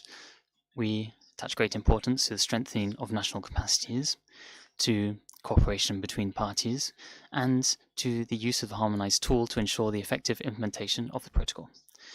We, in particular, welcome the provisions related to the development of operational procedures and standards, the improvement of licensing systems in terms of training for parties under Article 5. For these reasons, we are in favor of continuing to work with this for the implementation of this CRP. Thank you. Thank you very much, Togo. I give the floor now to Israel. Thank you, Madam Co-Chair. Israel would like to thank the parties for introducing CRPs 3 and 4 and for the compilation of information on illegal trade under the Montreal Protocol provided by the Secretariat. Israel agrees that this is an important issue and would be happy to participate in further discussions on the matter. Israel also wishes to note the UNEP and UNODC current work on the comprehensive report on illegal trade under the Montreal Protocol, which currently aims to map national frameworks, practices, and international cooperation mechanisms. In this regard, it may be useful to consider whether there is any overlap between the various efforts and the proposals laid in the CRPs. This could help ensure that the different initiatives are mutually reinforcing and informed by a comprehensive understanding of the nature and scope of the challenges posed by illegal trade under the Montreal Protocol. Thank you. Thank you very much, Kenya. Oh, sorry, Israel. That's because Kenya is next on my list. I have two requests for the floor. That's Kenya and Argentina. I would now like to propose that after Argentina, we'll propose a way forward. So we'll have those two speakers and then propose a way forward. Thank you for your understanding. Kenya, you have the floor. Thank you, Madam Co-Chair. Kenya thanks the Ozone Secretariat for the documents prepared under this agenda item, and also thanks the proponents of the CRPs, both CRPs, for facilitating the dialogue on strengthening the implementation of the Montreal Protocol. Kenya supports efforts to strengthen national licensing and enforcement systems, enhance information sharing among parties, and improve cooperation in preventing and combating illegal trade in controlled substances and equipment. While we recognize that effective licensing systems are fundamental to the successful implementation of the Montreal Protocol, any measures to streamline reporting should reduce administrative burden while maintaining the quality and usefulness of information provided by parties. Kenya also underscores the importance of continued capacity building, technical assistance, and information exchange, particularly for Article 5 parties, to strengthen institutional capacity and support effective implementation and enforcement. Lastly, we look forward to continued discussions on this matter with a view to identifying practical and balanced approaches that further strengthen the institutions of the Montreal Protocol without burdening Article 5 countries while recognizing parties' national circumstances and legal and institutional frameworks. Thank you, Madam Co-Chair. Thank you very much, Kenya. Argentina, you have the floor. Gracias. Thank you, Co-Chair. Of course, we'd like to thank the co-sponsors of the two CRPs which have been presented. With regards to the presentations of the CRPs and a lot of what we've listened to since the start of this session, I would like to recognize that I'm a bit surprised. And what I'm going to say might be a bit divisive. Argentina has a licensing system for 25 years now, which is in force. And when I read what's being proposed, well, frankly, I think that we have nearly everything there already covered. With regards to CRP4, for CRP3, I'm a bit more confused. In particular, with regards to some aspects which are directly linked to licensing systems as requested by the Montreal Protocol.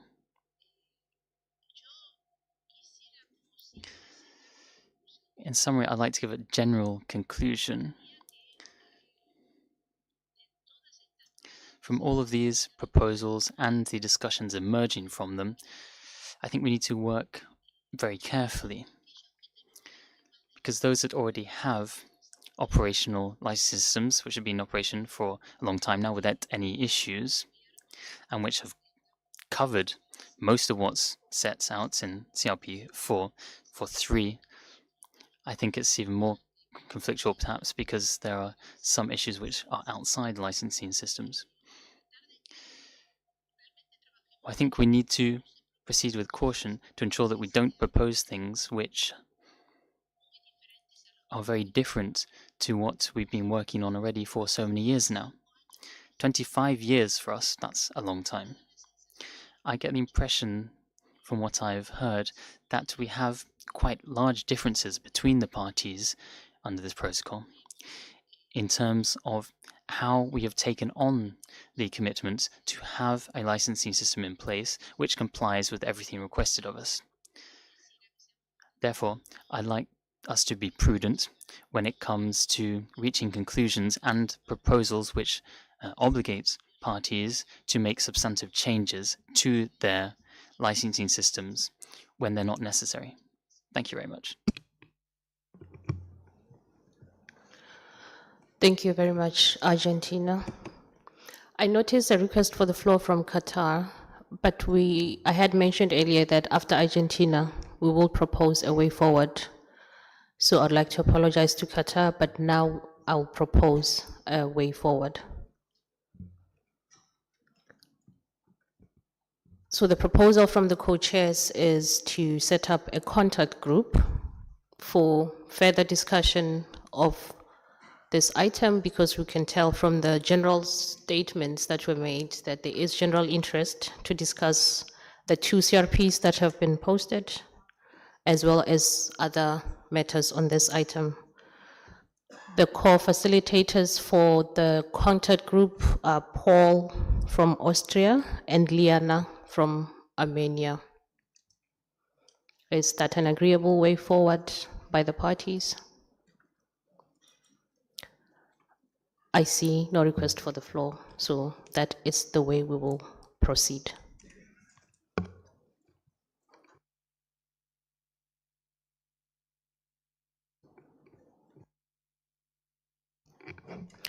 I see Qatar still insists they want to take the floor. Qatar, you have the floor. Shukran. Thank you, Madam Co-Chair. Since this is the first time I take the floor, I would like to wholeheartedly thank the Kingdom of Thailand for its warm hosting of this conference. And we thank the Kingdom for providing the conditions to bring this meeting to success. So since you have decided the setting up of a contact group, what we wanted to say is that we support the statements by Saudi Arabia and Bahrain that this issue be of voluntary nature that is commensurate with the capacities of the concerned states. Thank you. Thank you very much, Qatar, for the comments. Again, we have set up a contact group, and the co-facilitators are Paul from Austria and Liana from Armenia as a way forward. Thank you so much. I now hand over the floor to my co-chair to continue with the next item.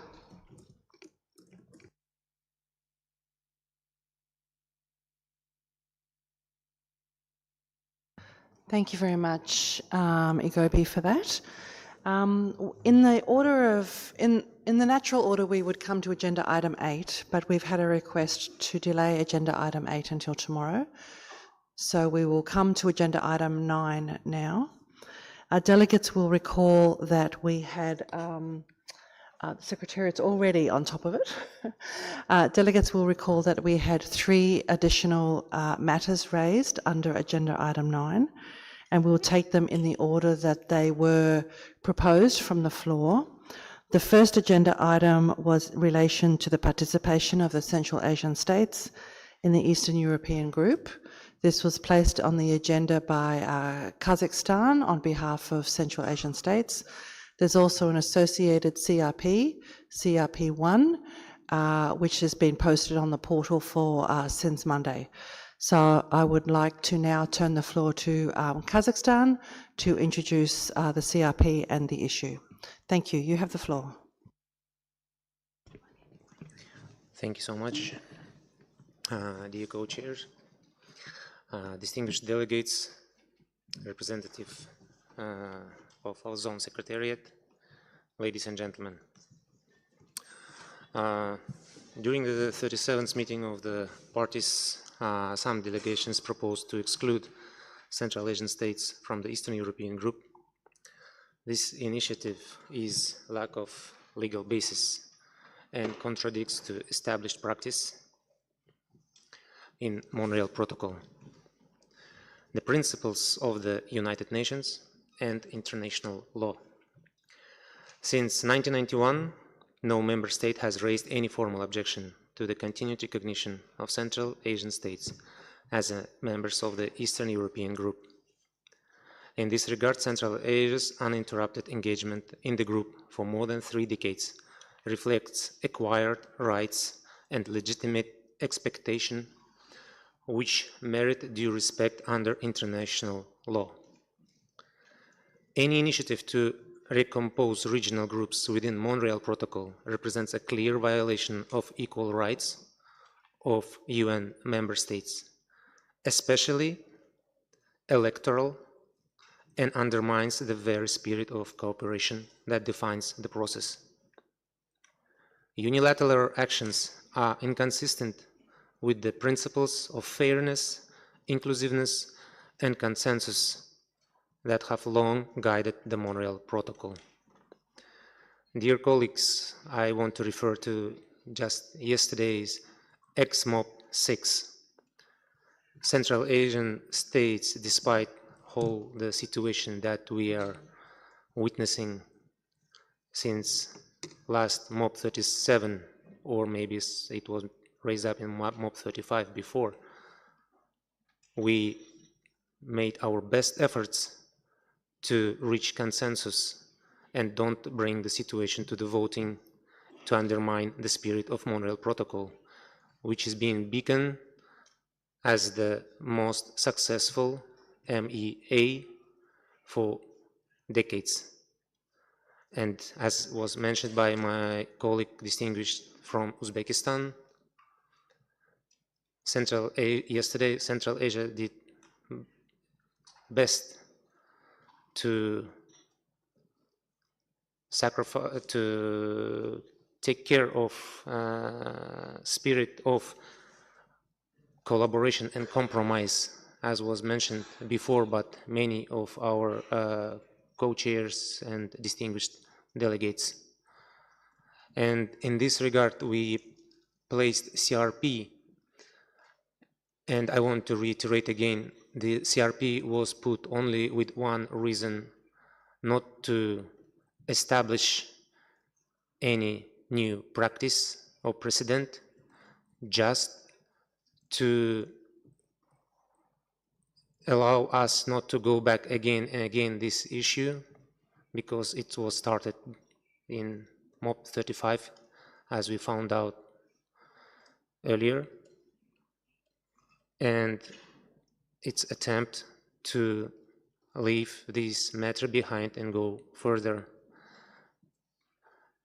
And with that, we humbly ask all the delegates to support the document, and we can go further. And again, just a reference, XMOB 6, actually, the situation was exactly occurred because of this situation.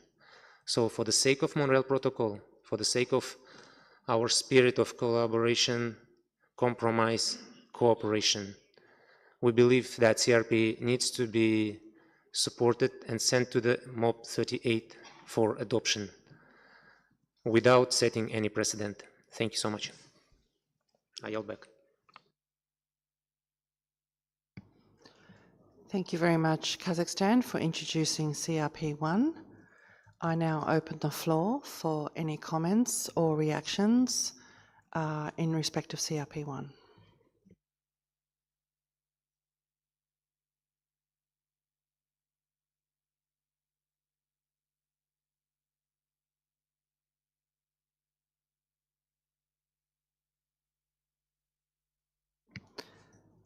Thank you very much. I have Kyrgyzstan, Turkmenistan and Uzbekistan on my list. I first give the floor to Kyrgyzstan.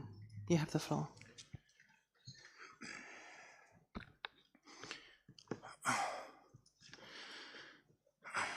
Dear co-chairs, dear delegates, dear colleagues, firstly, I would like to express my sincere appreciation to the government of Thailand for its warm hospitality and to the Secretariat for the excellent organization of this meeting. The Kyrgyz Republic has successfully, carefully considered the views expressed regarding the possible review of the existing regional cooperation arrangements. In this regard, we would like to make the following observations.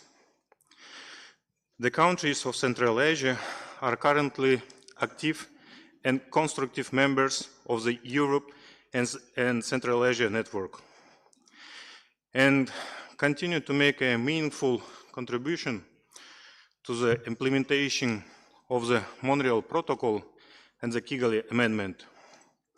Our region has demonstrated strong cooperation in the areas of capacity building, strengthening licensing system, combating illegal trade in controlled substance, and promoting the adoption of environmentally friendly technologies.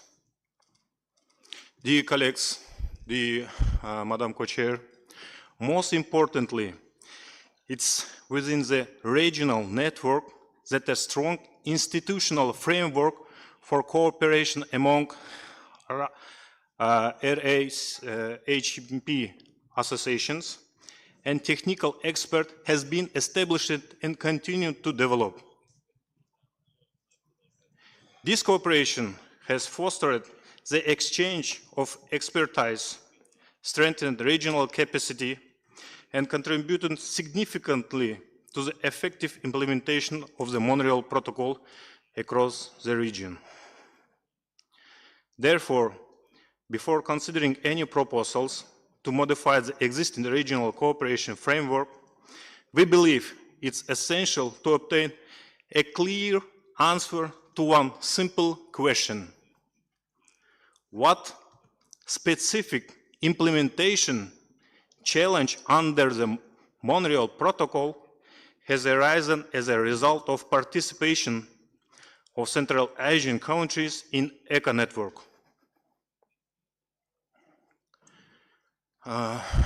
As United States representatives and West European countries representatives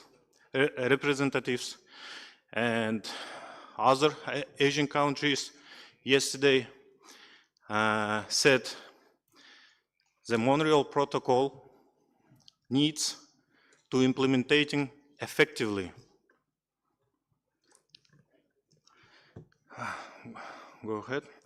If such a challenge exists, it should be substantiated by evidence, objective analysis, and consultation with all of the countries of this region. If no such evidence has been presented, then the following question naturally arises. How will the proposed change contribute to a more effective implementation of the obligations under the Montreal Protocol and Kigali Amendment? The Kyrgyz Republic believes that the effectiveness of regional mechanisms should be assessed not on the basis of geographical, and please note, or political considerations, but solely on their ability to facilitate the achievement of the objectives of the Montreal Protocol.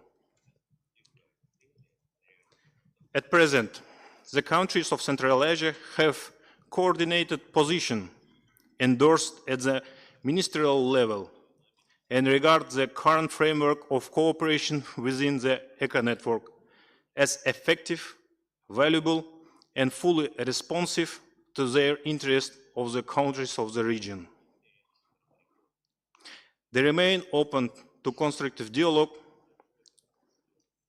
However, we believe that any change should be based on demonstrated need, broad consensus among the countries concerned, and clear benefits for the implementation of the Montreal Protocol. Dear colleagues, dear Madam Co-Chair, I would like to include my question to record to our protocol this question. What I'm again asking for all of them. What specific implementation challenge under the Montreal Protocol has arisen as a result of participation of Central Asian countries in our East European regional group? Thank you.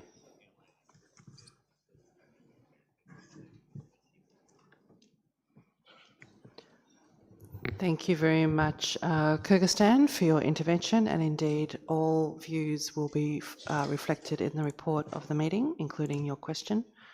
I turn now to Turkmenistan. You have the floor. Thank you so much.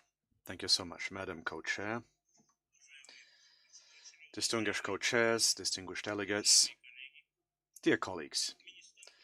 Turkmenistan attaches great importance to international cooperation in the field of the protection of the environment, and especially in the field of fulfilling its compliance pursuant to the Montreal Protocol and its amendments. We consider it very important to preserve effective regional mechanisms for cooperation. The regional group of Eastern Europe and Central Asia, for a great many years now, has served as a substantial platform for the exchange of information and technical data, coordination of activities, and capacity buildings of countries in fulfilling their commitments pursuant to the Montreal Protocol. Countries of Central Asia, including Turkmenistan, have for over 30 years now participated actively in the work of this regional forum. We have participated in discussions and the election of candidates to the various bodies of the Montreal Protocol. This existing practice is an important element of full-fledged, equal and inclusive participation by all parties in the decision-making process. As you all know, this issue was considered in November 2025 during the 37th meeting of the parties to the Montreal Protocol. As a result of a lack of consensus, a final decision wasn't taken. Based on the results of the discussions, we continue our consultations and to reach a decision during the 6th meeting of the parties, and this was all reflected in the protocol. Turkmenistan believes that any changes which impact the participation of states in regional groups must be carried out exclusively on the basis of transparent dialogue, consensus, and mindful of the interests of all interested parties. excluding countries on the Central Asian region from a regional group without their consent could constrain their ability to participate in the nomination and election of representatives to the various bodies of the Montreal Protocol. This is not in keeping with the principles of sovereign equality and inclusivity and the equal representation of all states. In addition to this, we consider it necessary to preserve this spirit of cooperation and mutual respect, which for decades now, decades, I'd like to underscore this, decades, has guaranteed the success of the Montreal Protocol as one of the most effective international environmental agreements. The issue of regional representation should not be a topic which gets politicized. In this respect, Turkmenistan backs the position of the countries of the Central Asian region regarding the need to preserve their full-fledged participation in the regional group of Eastern Europe and Central Asia. We call for continued constructive consultations which will lead to an agreed decision based on consensus, which is in keeping with the long practice and the sovereign equality of states within our organization. Turkmenistan stands ready to continue to participate in discussions to strengthen cooperation within the framework of the Montreal Protocol. Distinguished delegates and colleagues, I would like to underscore one thing. All of us have always been so proud that the spirit of the Montreal Protocol, and this is quite different from a great many other UN sections, ones in which the Central Asian region is representative, was always primed above everyone else. But the question here is, we would like to see these questions to be closed, now discussed, closed, and we would like them not to re-emerge again. So please, let us find the right solution. Thank you very much, Turkmenistan. After Uzbekistan, I now have on my list Ireland, Bahrain, Czechia, and Azerbaijan. Sorry, I should have said Ireland for the EU. I apologize for that. Uzbekistan, you have the floor. Thank you, Madam Co-Chair. Distinguished delegates, the Republic of Uzbekistan attaches great importance to the effective, inclusive, and predictable implementation of the Vienna Convention and the Montreal Protocol. The success of the ozone regime has always been based on cooperation, mutual respect, and the equal participation of all parties. For more than 3 decades, the Central Asian countries have participated in the work on the Montreal Protocol within the established practice of the Eastern European Group. This has enabled the countries of our region to take part in consultations, nominations, elections, and representation arrangements under the protocol in a predictable and balanced manner. This long-standing practice also reflects the historical context in which the current regional group structure was established, as well as the principle of continuity following the independence of the Central Asian countries. Uzbekistan fully respects the rights of all parties and regional groups to hold consultations and express their views. At the same time, any change affecting the participations, representations, or nomination rights of states should have a clear legal and procedural basis and should be considered through a transparent intergovernmental process among the parties. Uzbekistan position is not aimed at confrontation. On the contrary, we support a fair, legally sound, and consensus-oriented approach that preserves trust, predictability, and the inclusive nature of the Montreal Protocol.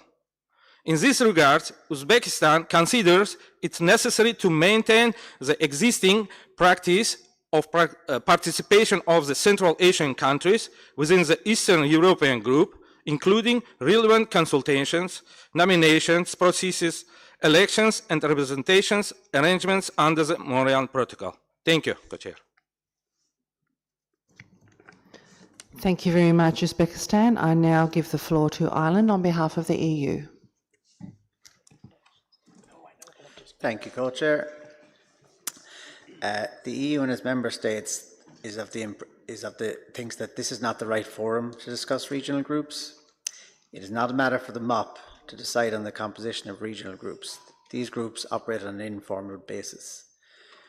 Regional groups should decide on membership amongst themselves and how to address nominations.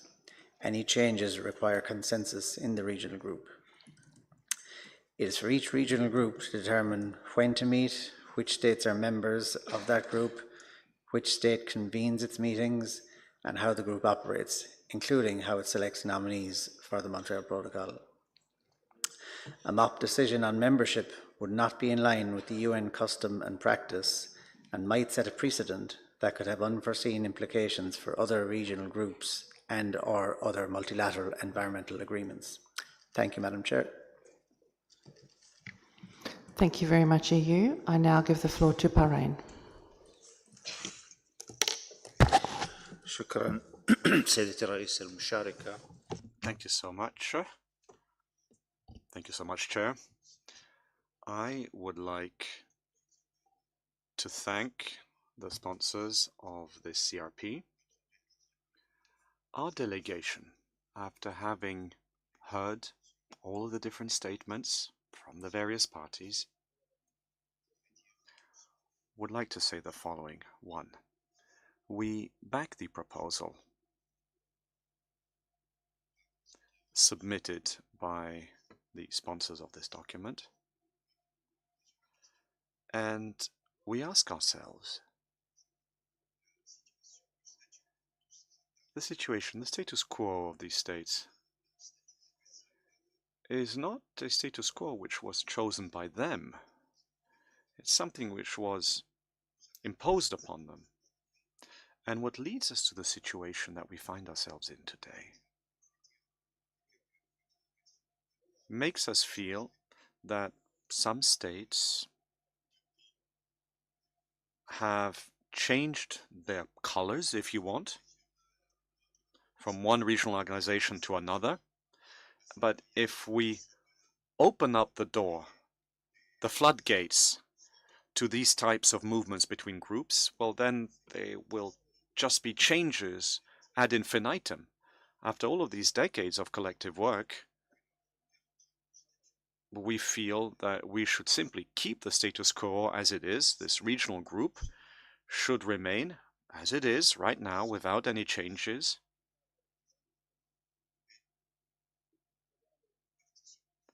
And should continue to participate in the work of the Montreal Protocol and do so with all the prerogatives which rightly belong to it, in keeping with the Montreal Protocol.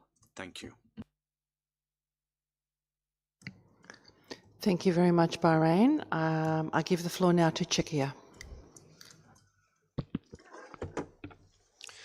Thank you, Madam Co-Chair, and as it is for the first time Czechia takes the floor, we'd like to thank the Kingdom of Thailand for hosting the open-ended working group and yesterday the ex-MOP meeting, and thank the Secretariat for organizing those meetings. Czechia fully associates itself with the intervention made by the EU and its member states. In addition, I like to clarify that no country ever sought to change the membership of the UN regional groups. We have always carefully based our actions on the neutral advice provided by the Ozone Secretariat to us, and that advice, neutral advice, everybody can find in the summary background information, provided by the Ozone Secretariat in relation to these meetings. So there you can see the complete list of the Eastern European states. So everybody can verify who is in this list, and I repeat, no country ever sought to change that list. Finally, I like to underline that our party has always strived for our positive contributions to the Montreal Protocol processes which, for example, was demonstrated by serving as a reliable and impartial and responsible member on the implementation committee for the past 2 years, or most recently was demonstrated by our constructive approach in relation to the elections held yesterday at the XMOB 6. Thank you very much. Thank you very much, Czechia, and thank you for reminding us about the paper that the Secretariat prepared for the information of parties, which has been on the website for some time now. I now turn the floor to Azerbaijan. You have the floor.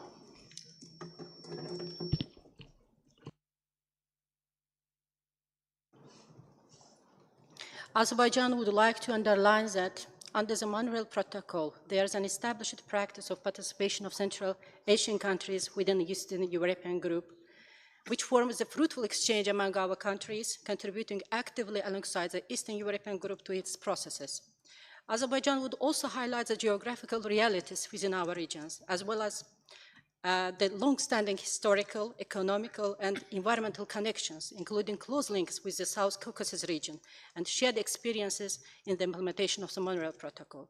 Azerbaijan also notes that the regional classifications are not applied uniformly and may differ among multilateral environmental agreements. Therefore, Azerbaijan considers that established practice under the Montreal Protocol should guide consideration of this matter. We support CRP proposed by the Central Asian countries. Thank you. Thank you very much, Azerbaijan. On my list now, I have Canada, Australia, the Russian Federation, Lebanon, Saudi Arabia, Kyrgyzstan again, and China. I now give the floor to Canada. Thank you, Madam Co-Chair. And at the onset, I'd like to thank the countries of Kazakhstan, Turkmenistan. Sorry, I lost the actual proposal here.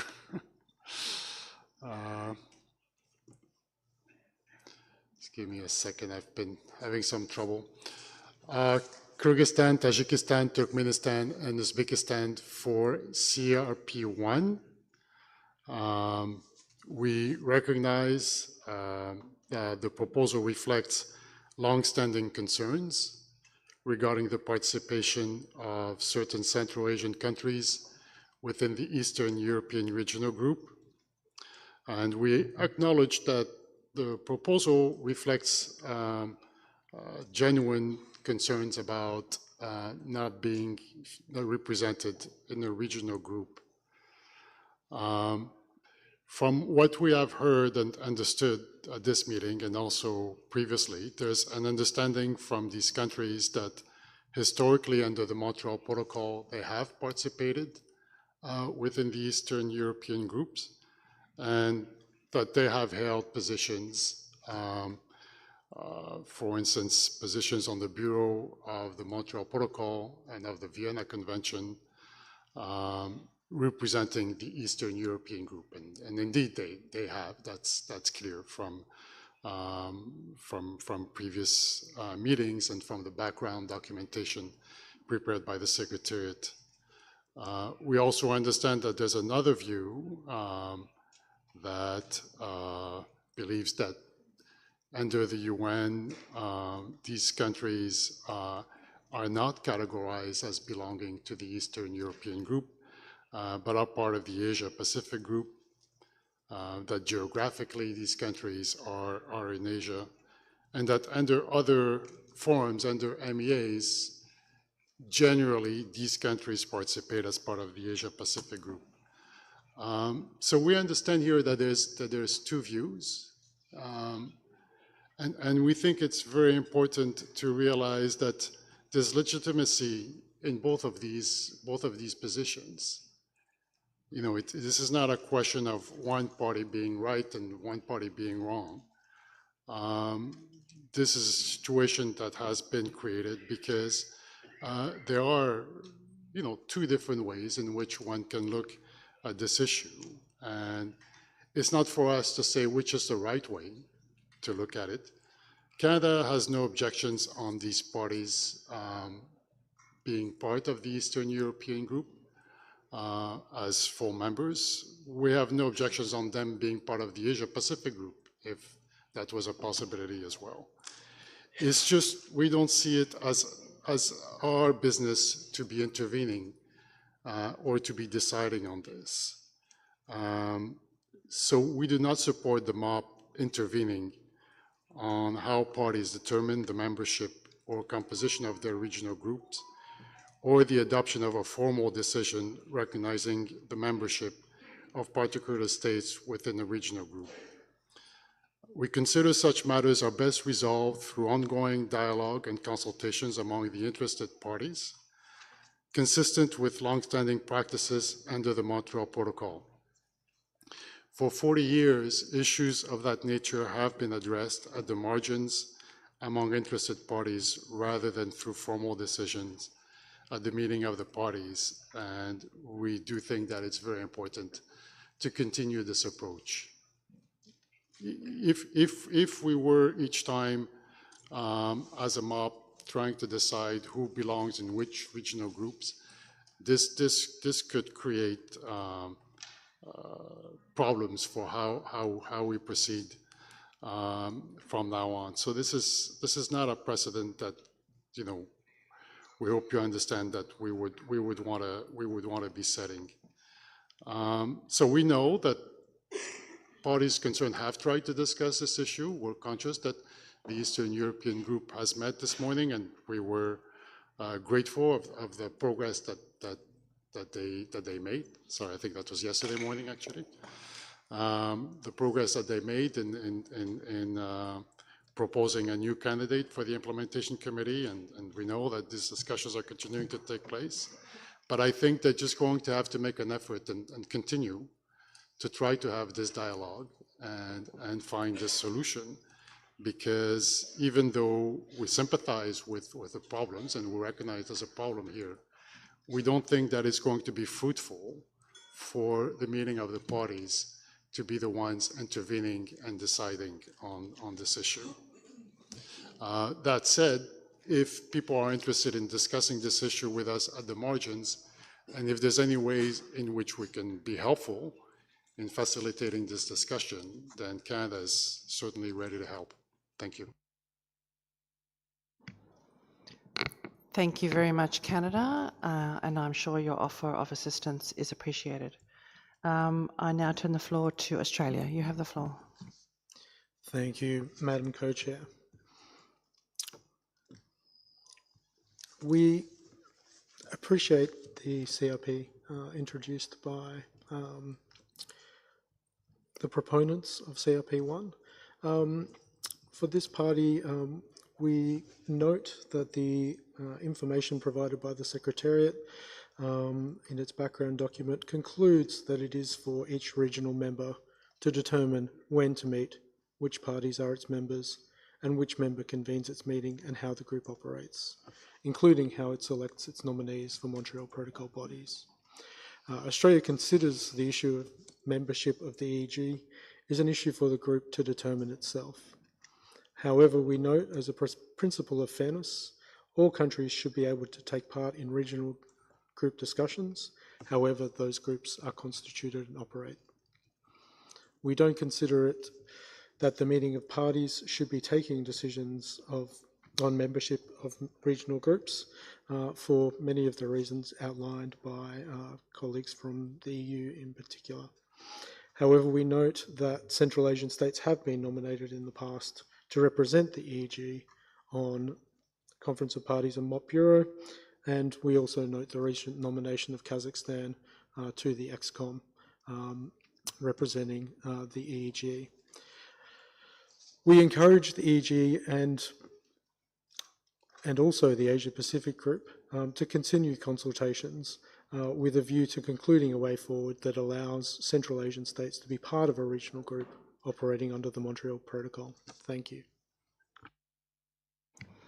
Thank you very much, Australia. I now turn the floor to the Russian Federation.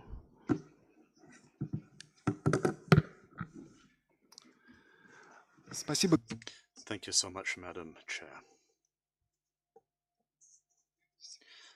At the outset, we would like to express our support for the countries of the Central Asian region in their desire to remain within the Eastern European Group.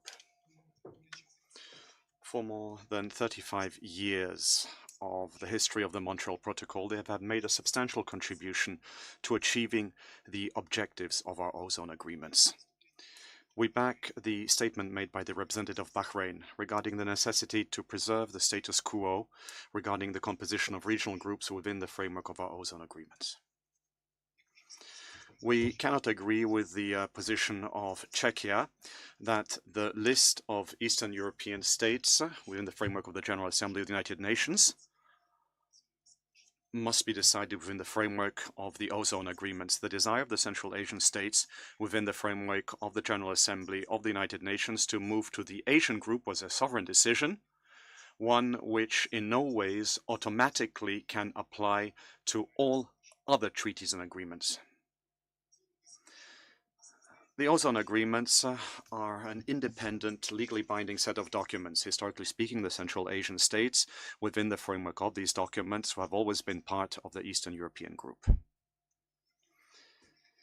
in which they wish and have the right to remain.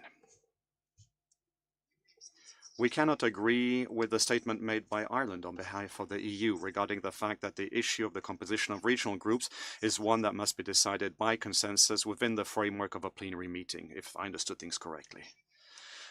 The decision regarding whether to remain in the East European group or to move to any other group is the exclusive prerogative of these states themselves, the prerogative of the states which find themselves in one group and wish to either remain in it or wish to take a decision about moving to another group. As far as we understand this was clearly stated today during the plenary meeting, as well as within the framework of the meeting of our regional group. All 5 countries of the Central Asian region, which have always belonged to the East European group, do not wish to see any changes made to the situation. They wish to remain within this group, and they have the full right to do so.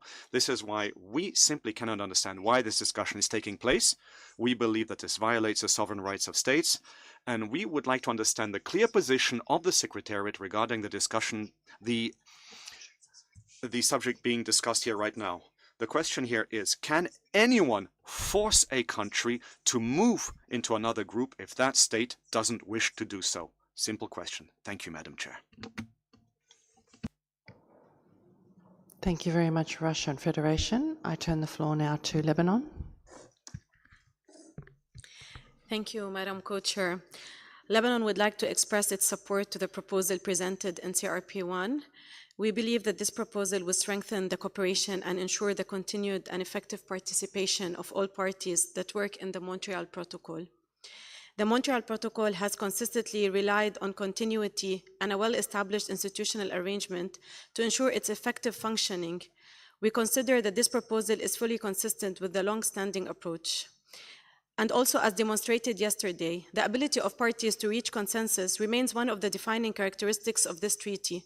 Let us build on that achievement by supporting arrangements that promote equal participation and to preserve institutional continuity and further strengthen the work of the Montreal Protocol. Thank you. Thank you very much, Lebanon. I turn the floor now to Saudi Arabia. شكرا سعادة الرئيس المشارك. Thank you so much, Madam Chair. Saudi Arabia welcomes the draft decision which was presented for our consideration. And just like the 2 brotherly states of Lebanon and Bahrain regarding the participation of the states of the East European Group, this reflects the principle of continuity. It preserves standing practice, and it allows these states to play their role within a group that they have belonged to for over 30 years. So any changes to this arrangement will have to be justified, and there will have to be agreement between all states on this. Thank you. Thank you very much, Saudi Arabia. I turn back now to Kyrgyzstan. You have the floor. Я хочу добавить. I would like to add two proposals. Now, in response to the statements made by a number of our colleagues, you quite rightly noted that all of the groups under the Montreal Protocol have been set up informally. But every country has always chosen which group it wants to participate in, which group it will be part of to carry out its work. And similarly, and in response to the question or the proposal which was made by a party, I would just like to add here. Regional links and networks have been set up to enhance the effectiveness of the implementation of the Montreal Protocol, not as a geographical classification of various states. Therefore, the sole criterion should be the effectiveness of the implementation of the Montreal Protocol and its Kigali Amendment, rather than where the states find themselves on the map. Now, if we were to follow this, or if we were to have this as a precedent, then a number of countries which geographically might find themselves in a different location could, but under our protocol, are right now members of the Western European group, well, yes, this will be a very, very poor precedent. And this will perforce lead to hampering the achievement of our common plan of action. Thank you. Thank you very much, Kyrgyzstan. On my list after China, I now have the United Kingdom, Qatar, United States of America, and Turkey. I urge any other countries wishing to take the floor to put their name forward, because we'd like to close this discussion. China, you have the floor. 谢谢。 Thank you very much. The Chinese delegation thanks the co-chairs and the Ozone Secretariat for their work in advancing the discussion on this topic. China understands and supports the position of the Central Asian countries in the draft resolution. China has always believed that one of the most important experiences of the Montreal Protocol's recognized achievements is that all parties consistently adhered to mutual respect, equal consultation, inclusive participation, and pragmatic cooperation. China believes that arrangements related to the regional groups should help maintain fairness and representativeness and promote equal effectiveness participation of all parties in the work of the protocol. China advocates that we should support full participation and safeguard the equal participation rights of Central Asian countries and ensure that all mechanisms of the protocol can operate continuously and effectively. To this end, China supports the co-chairs and the secretariat in promoting continued consultations and fully listen to the opinions of all parties. We are willing to work with all parties to adhere to the consultation and consensus, promote a fair and prudent solution to this issue, and jointly uphold the spirit of unity, cooperation, multilateralism under the framework of the protocol. Thank you very much. Thank you very much, China. I now turn the floor to the United Kingdom. Thank you, Co-Chair. The UK thanks the proponents from the Central Asian states for the CRP and for raising this issue. We recognise that questions relating to regional groupings are important to the parties concerned. However, similarly to the views of the EU and Australia, we take the view that this is not a matter for a Montreal Protocol MOP decision. We believe that arrangements relating to participation and representation in regional groups are matters for the relevant states and groups themselves to discuss and agree. The UK would therefore encourage the relevant parties to continue informal discussions on this matter. Thank you. Thank you very much, United Kingdom. I see Qatar, you have the floor. شكرا سعادة الرئيس المشارك. تؤيد دولة قطر للدول. Thank you, Co-Chair. Qatar supports states such as Saudi Arabia, Bahrain, and the Russian Federation, who have encouraged countries from Western Europe to continue with their presence in the group and Thank you for your time. Thank you very much, Kata. I turn the floor now to the United States of America. Thank you very much, Co-Chair. We've been listening very carefully to the discussion here this afternoon, as well as some of the discussions at the XMOP just yesterday.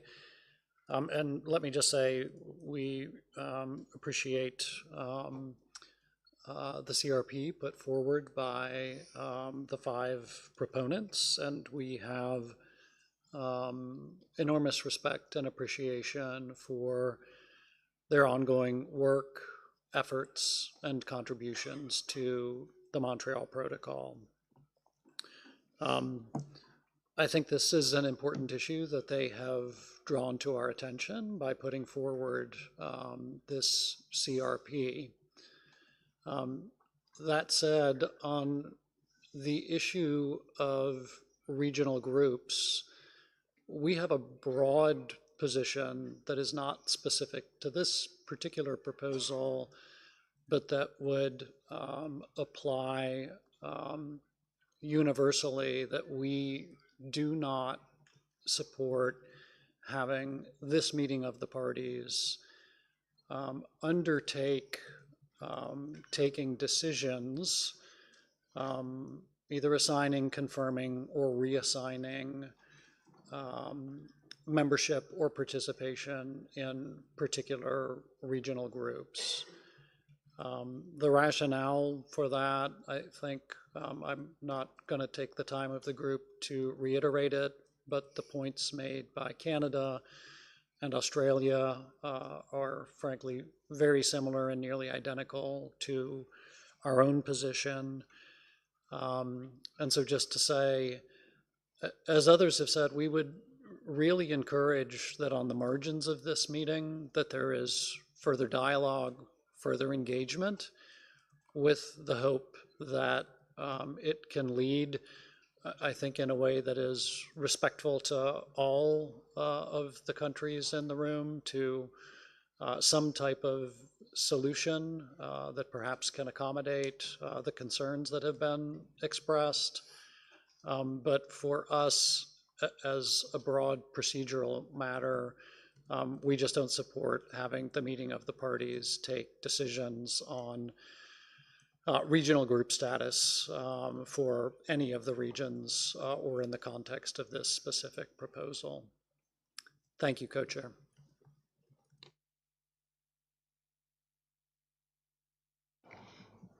Thank you very much, United States. Turkey, you have the floor. Thank you, Madam Co-Chair.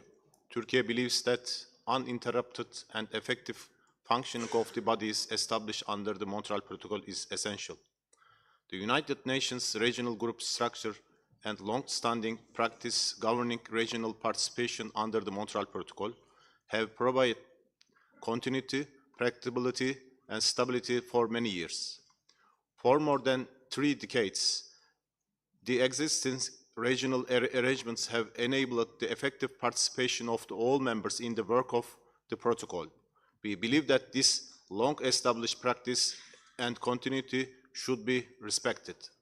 We also believe that informal nature of regional groups and their autonomy in the conducting their internal coordination and nomination process should continue to be respected.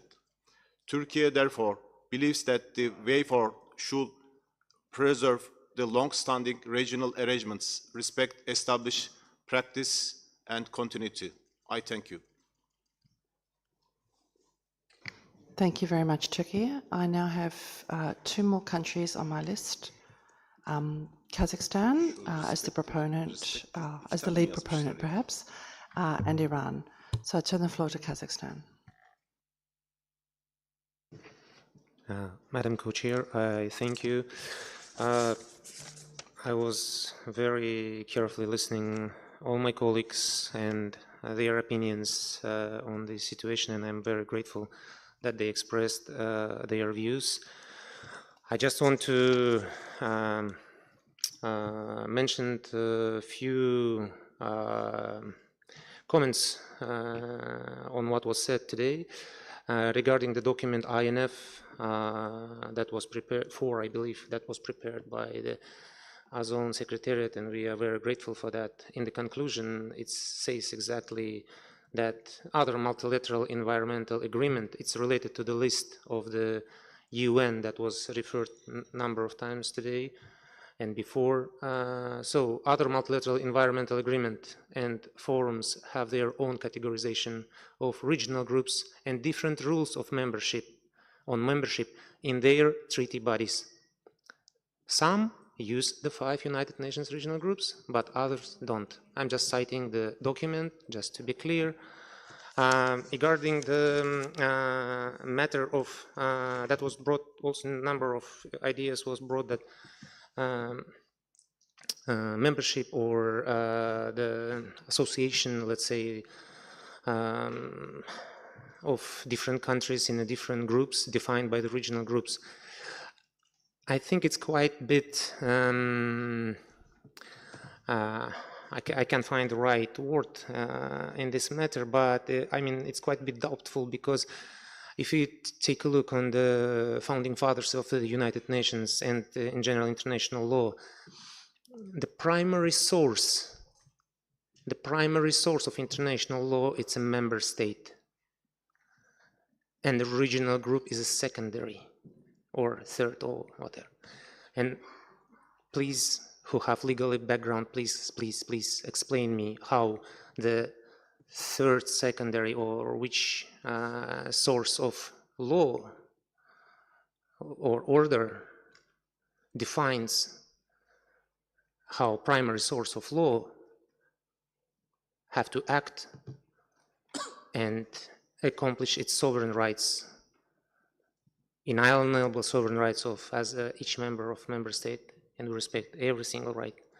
In this case, I don't have answer to this question. If someone has answer to the question, I'm more than welcome to discuss anytime until the Friday night while I'm here. It will be really appreciated, because we really want to solve this issue once and for all. We also mentioned that our CRP is tabled not to establish any precedent, and we can put that even in a document if it's necessary, that without setting any precedent, but however, to solve this issue, which is staying actually on our spirit of our Montreal Protocol, and that stain is growing. Yesterday, we paid all our efforts to hold this stain and don't let it grow further. And we show that joint efforts, will, and compromise could overcome any misunderstandings or misinterpretations. I also want to echo to one of our colleagues that mentioned that efforts has to be done out of this plenary. My dear friends, efforts was done. We already met today during the lunchtime, and unfortunately, we heard the same story, I mean, in a different tones, and I'm very grateful for everyone who joined to that meeting. I mean, the members of our group, Eastern European group, I'm really grateful. But the narrative left stays the same, and moreover, we are open for more such meetings. And in this case, I want to personally thank the distinguished delegation of United States that these things could be, and Canada as well, that they offered their experience, their understanding to solve this issue on the margins and to discuss it. And I believe this view is also shared by as was mentioned, by Australia and as well European Union.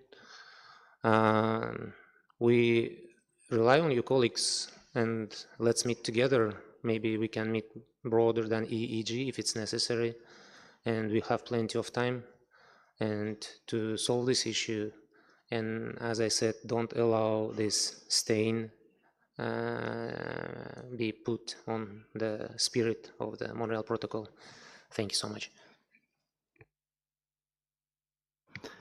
Thank you very much, Kazakhstan. I turn the floor now to Iran.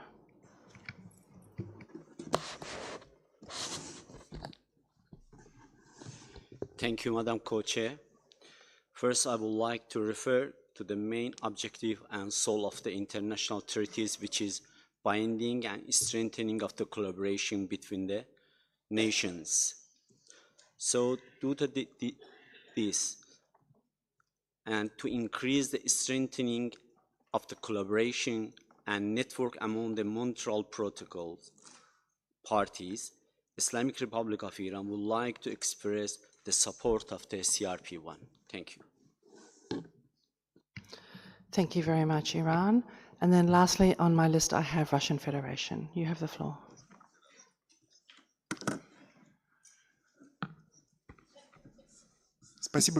Thank you so much, Madam Chair. Now, we've just had a discussion. During the course of this discussion, a significant number of countries which are part of the Asian group expressed their desire to preserve the status quo regarding the composition of all regional groups. This position was voiced by a number of other delegations as well. As is well known, according to standing practice and to the rules, entering into a group is only possible if consensus has been achieved by all countries which are members of those groups. In this case, we have noted that the group of Asian states wishes to remain with the composition in which it is now, and no one can force them to accept new countries as members. And the countries of Central Asia want to remain within the East European group, and no one can force them to move into another group if they themselves don't wish to do so. In this respect, Madam Chair, I would like to return to the question which I put to you in my previous statement, and to hear an explanation from the legal service of the Secretariat whether anyone has the right to force a country that does not wish to do so to move from one group to another. If we were to have this answer, our discussion could progress in a more constructive key and be more productive. Thank you. Thank you very much, Russia, and my apologies for overlooking the question that you asked earlier. As I have no other delegates wishing to take the floor, I will turn to the Secretariat to provide an answer to your question. Secretariat.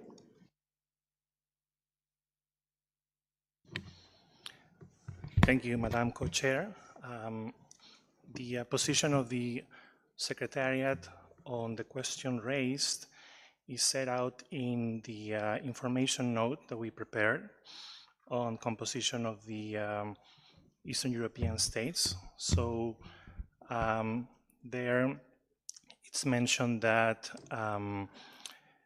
the 5 regional groups operate on an informal basis.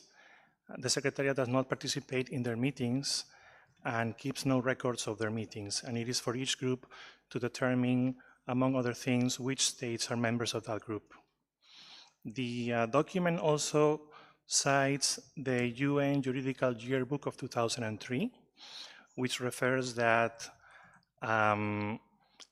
it is understood that admission to a regional group is based on consensus. Thank you. Thank you very much, Secretariat. Russian Federation. Thank you so much, Madam Chair. We have listened very carefully to the statement made by the representative of the Legal Service Secretariat, but we did not receive an answer to our question.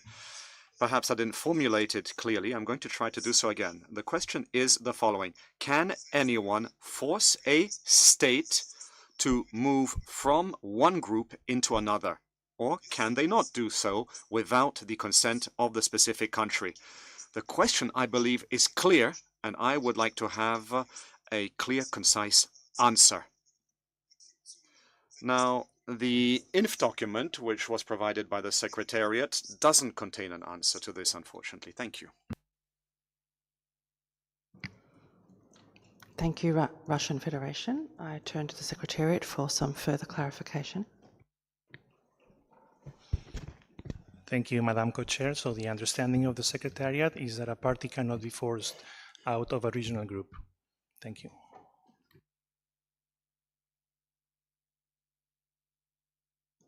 Thank you very much, Secretariat. Please give us a moment to confer on the podium. Thank you.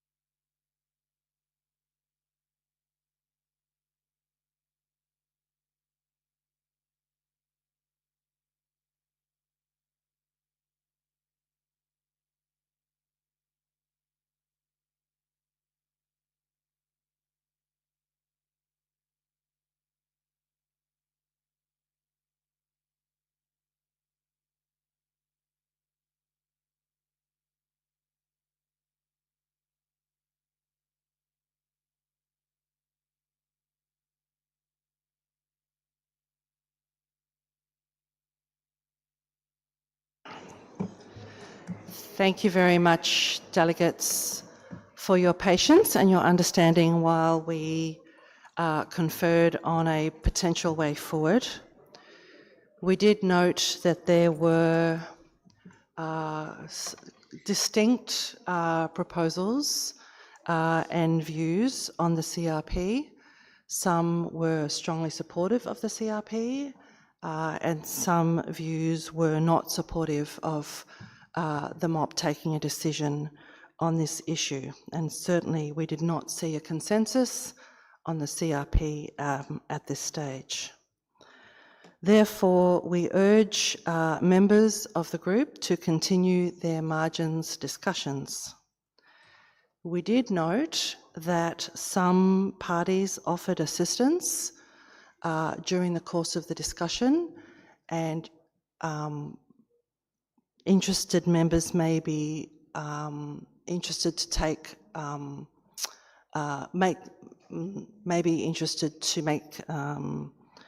take that offer of assistance on board.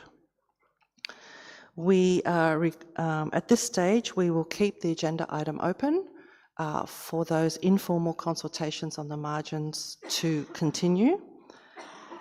The Secretariat can provide a room, if necessary, for those informal consultations, but they will not be facilitated. It'll be up to the group itself to conduct those consultations, and we would request Kazakhstan or another proponent to report back to the plenary towards the end of the meeting. I hope that is a suitable way forward for the room. Kazakhstan, you have the floor. Thank you, Madam Co-Chair. And thank you for that proposal. I also want to, before we continue, just to reiterate that was just said by Representative Ozone Secretariat, that there is no country or any other member who can decide for other one. And it was actually mentioned in my statement as well, that primary source of law could not be moved or excluded or ousted or advised to go somewhere by the not primary law for source of law, I mean by the group of countries that actually, as my colleagues mentioned, working for the sake of Montreal Protocol for saving ozone layer. And it's from the stand of international law, it's absolutely unexplainable. And if you take into the consideration the opinion of the Ozone Secretariat, a legal opinion of Ozone Secretariat, we can't finish this discussion here and now, because we received the answer that there is no right for other countries to decide where they belong. But I don't want to put under the question the decision that was just announced, and more than happy if room will be provided, and I don't really get, help me with clarification. Does it mean that you don't provide even the time slot when we're going to meet and put that on the screen? We have to facilitate ourselves, or how it's supposed to work? Can I get the clarification, please? Thank you.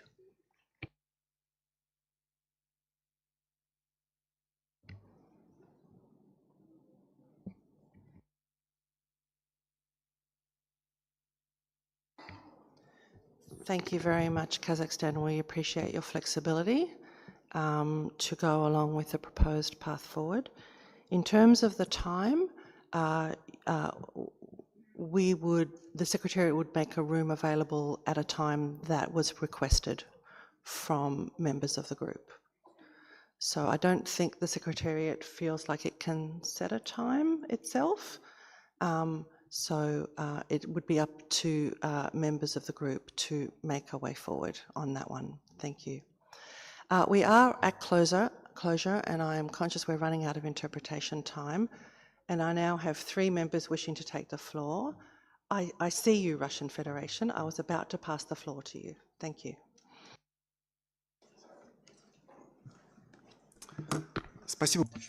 Thank you so much, Madam Chair.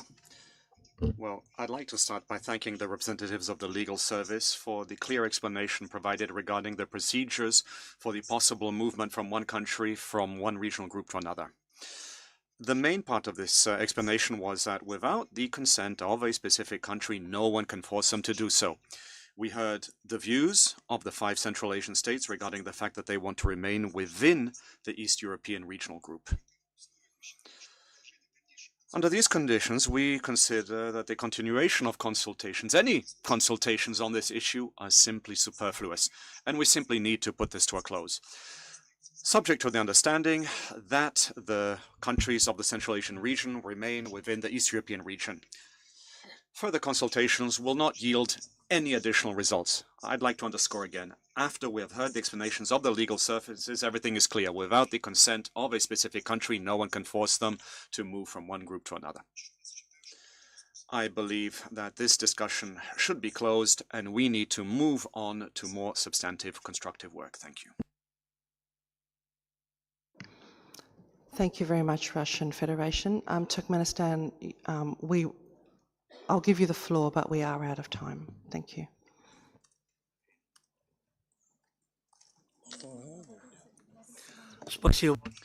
Thank you so much, Madam Chair. Thank you for giving me the floor even after the end of our meeting. Just 30 seconds. And I'm speaking on behalf of all 5 Central Asian states. My question is the following. So, is this it? All of this, is this going to be included in the records of our meeting? The questions and the response by the Secretariat. Yes, indeed. All the statements, questions and responses will be included in the report of the meeting. Thank you, Turkmenistan. EU? Thank you, Madam Co-Chair, for letting us in late. The EU can support further consultations on this matter. Thank you. Thank you very much. So I will close this agenda item for now. We will come back to it later in the meeting, and we ask delegates to engage as we proposed, as on the way forward as we proposed. Kyrgyzstan, you have some additional points to make? Yes. I'd like to add at the very end of our discussion, Madam Co-Chair. Perhaps you could continue in English. Thank you.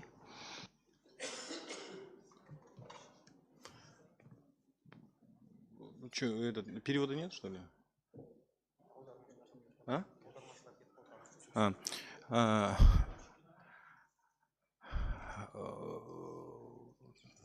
Предлагаю, как было? Madam Co-Chair, I offer rename our group to Eastern European countries, Caucasus and Central Asia.